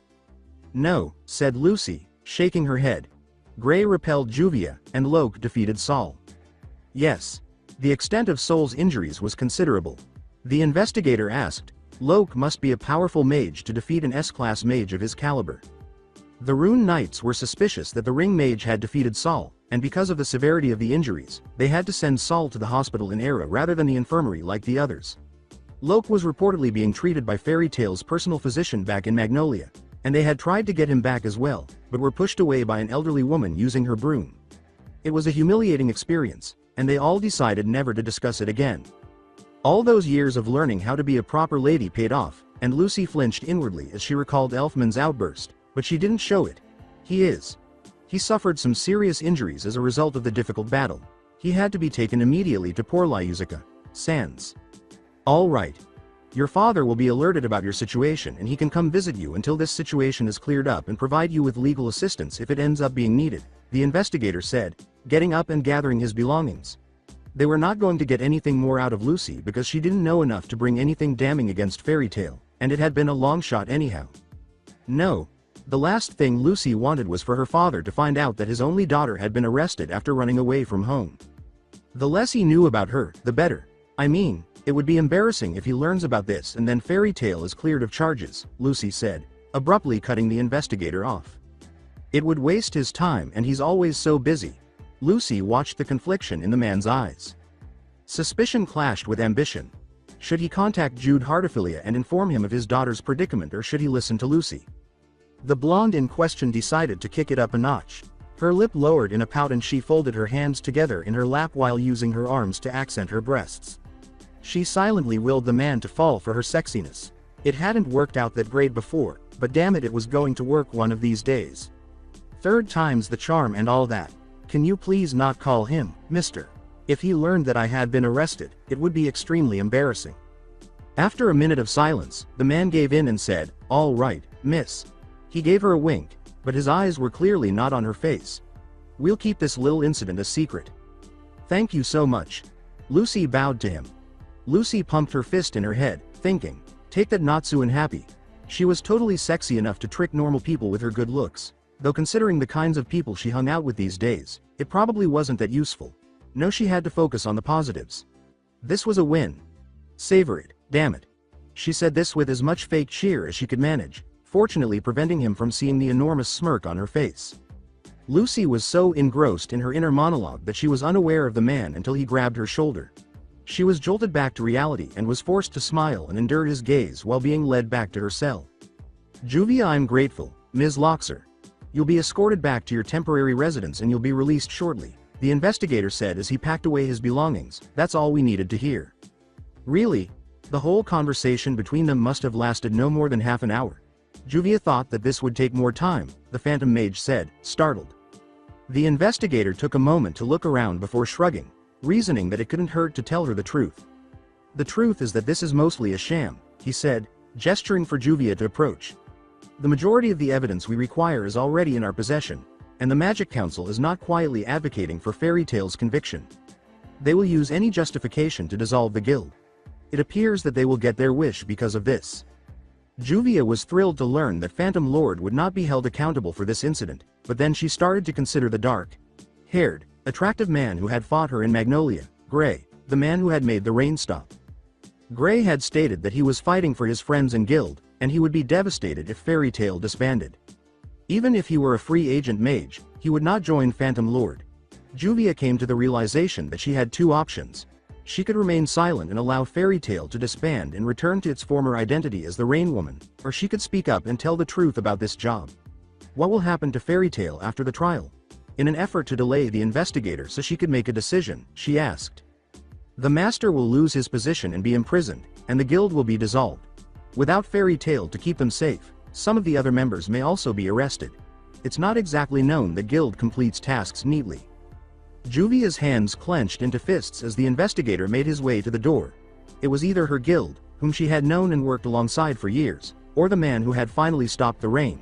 It was just as Juvia had feared. The investigator was about to leave after turning in his report when he heard Juvia call out to him, saying, "Wait, Juvia wants to make a few changes to her statement." Fairy Tail Medical Center. It had been a week since he had defeated Saul, and the man had not woken up. Poor Lyuzica had made her diagnostic, and she was perplexed.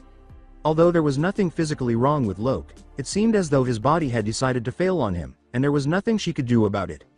Loke was sleeping in one of the beds with multiple machines attached to him. The only sound in the room was the steady beeping of his pulse on one of the machines. Loke was dying. The only other person who visited the infirmary frequently was Lucy. The others mostly came in to see how he was doing before leaving for the day. Naruto had been sitting in a chair next to Loke with his head supported by his folded hands, waiting for some indication that his family member was okay. When he noticed a change in Loke's breathing and pulse, Naruto looked up to see that his eyes were twitching. "You're in the infirmary." Loke naturally looked over to see Naruto sitting next to the bed he was in. Poor Lyuzica said it would be better for you to stay here than out in the woods in her hut. Once his eyes opened, he struggled to focus and then to recognize his location, blinking slowly several times as his mind tried to catch up. He never went to see poor Lyuzica, so what had happened to make him feel the need to see her? Then it all came back to him. The battle with Saul and the use of magic to save Lucy, which was the reason he felt so awful. Loke groaned in pain. "No wonder I feel so bad." He looked at Naruto and attempted to give him a smug smile, asking, "Why are you here? You have somewhere better to be, don't you?" "I'm all right now. You can send my girlfriends out to console me," he jokingly said. "It would be a better view to wake up to." Naruto wasn't feeling particularly amused. "You're dying, Loke."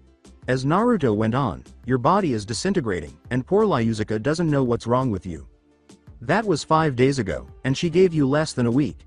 We all believed you would not awaken. All of the people who stayed behind are kicking themselves for not pushing themselves more. After all, Lucy appears to be troubled by something that has been bothering her for days, and she does check in on you at all hours of the day. Everyone in the guild is concerned about you. Tell me, then, why you kept quiet when you realized something wasn't right." After a few minutes of silence following Naruto's demand, Loke finally spoke, since he had nothing left to lose and there was no use in lying. "My body has been breaking down since before I joined Fairy Tail," he said. After a bad encounter with one of their guild members, another guild master suggested that I join Fairy Tail. Master is aware of it, but I asked him to keep quiet. All I wanted to do was enjoy myself for the remainder of my time. I dated a lot of women because of this. I chose to accept the fact that nothing significant could ever occur. What was at stake for me, however, I ended up lasting longer than I had anticipated.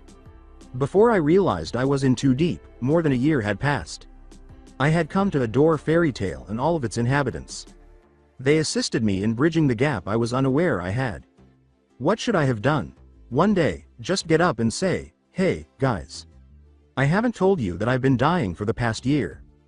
Don't worry, I could die any moment now. Simply return to your previous task as though nothing had happened." How could I accomplish that? I therefore made the decision to simply disappear when the time came. Leave everything behind and declare that I was embarking on a quest to see as many beautiful women as possible while traveling the world. Then, you would all assume that I was still somewhere and never know that I was gone. I would eventually simply disappear, and you would only think of me infrequently. I didn't say anything because of this. Nothing could be done to alter the current situation. After waiting for a few seconds for a response from Naruto, he looked over and saw that the blonde was trembling in his chair and that he had both hands gripping the side of the bed firmly enough to bend the metal. "You fucking asshole." To the surprise of Loke, Naruto yelled, "How could you think that? We would simply leave and forget you like that. As a self-centered jerk. You were simply going to die by yourself and leave us all wondering what had happened to our friend. How could you possibly consider harming us in that way? Fairy Tail is who we are. Damn it, We're family. Don't die on us like that, Naruto said, tears streaming down his face as he finished. Don't treat us that way. There is nothing that can be done, said Loke with a sorrowful shake of his head. The mage held up his hand and said, there's nothing you can do or say that will change that, Naruto. I can feel it. My body won't last the night. Naruto jerked his head up, prepared to verbally lash out at Loke once more. I'm going to die tonight. That statement caused Naruto to go silent, and he stayed that way for a while. Is there anything I can do for you? Finally, he asked in a low voice. I've already explained what I just told you in my farewell letters to everyone. They've been prepared for months. All of them are in my bedroom desk's top drawer. Please distribute them to everyone. Apart from that, I would like to make one final request, if you will, Loke acknowledged. Anything. Through a waterfall. This is it, Loke said as they arrived at the grave, which was set up at the edge of a cliff overlooking the falls and had a bell on top and the symbol of Blue Pegasus under the name, Karen L. Illica. Naruto slipped out from under Loke's arm and placed the man down in front of the grave. Thank you, Naruto, said Loke as the man walked slowly to the grave, which was attractive and clearly well maintained over the years. This may not seem like much, but to me, it means a lot. You were familiar with her? The blonde inquired. With a rueful smile, Loke said, better than most. Although we ended our relationship amicably and she wasn't always the most pleasant person to work with, we eventually became partners. Pretending not to hear the sorrow and guilt in Loke's voice or to see the tears welling up in his eyes, Naruto said, I think that it's appropriate that it ends here, next to her. He turned to Naruto and said, don't bother waiting. My body is held together only by my magic. I'll simply disappear into nothing after I pass away. I'll stay, Naruto replied. You shouldn't have to face this alone. Naruto, please leave, replied Loke. I'd rather you remember me the way I am now and not as a fading memory. I can't just. Loke cut Naruto off in the middle of his protests. Please, his voice brimming with desperation. He would give in to Loke's request, but the blonde's jaw clenched so tightly that he could feel his teeth grinding against one another. Goodbye, Loke. You will be missed. Without our playboys sitting around with a pretty girl on each arm and making the rest of us look bad, Fairy Tail won't be the same. Naruto, goodbye. I apologize for not being able to stay longer, Loke said to him. As Naruto left Loke, neither man turned around. They both started crying and said nothing more, their eyes filled with regret and despair. Loke sat down to relax even as he felt his form start to falter and fade, and Naruto went in search of something to hit. Since he couldn't use alcohol to numb his troubles the way he wanted to, he would do the next best thing. Hit things until he felt better. That's it for today. I hope you guys enjoyed this great story. See you in the next one.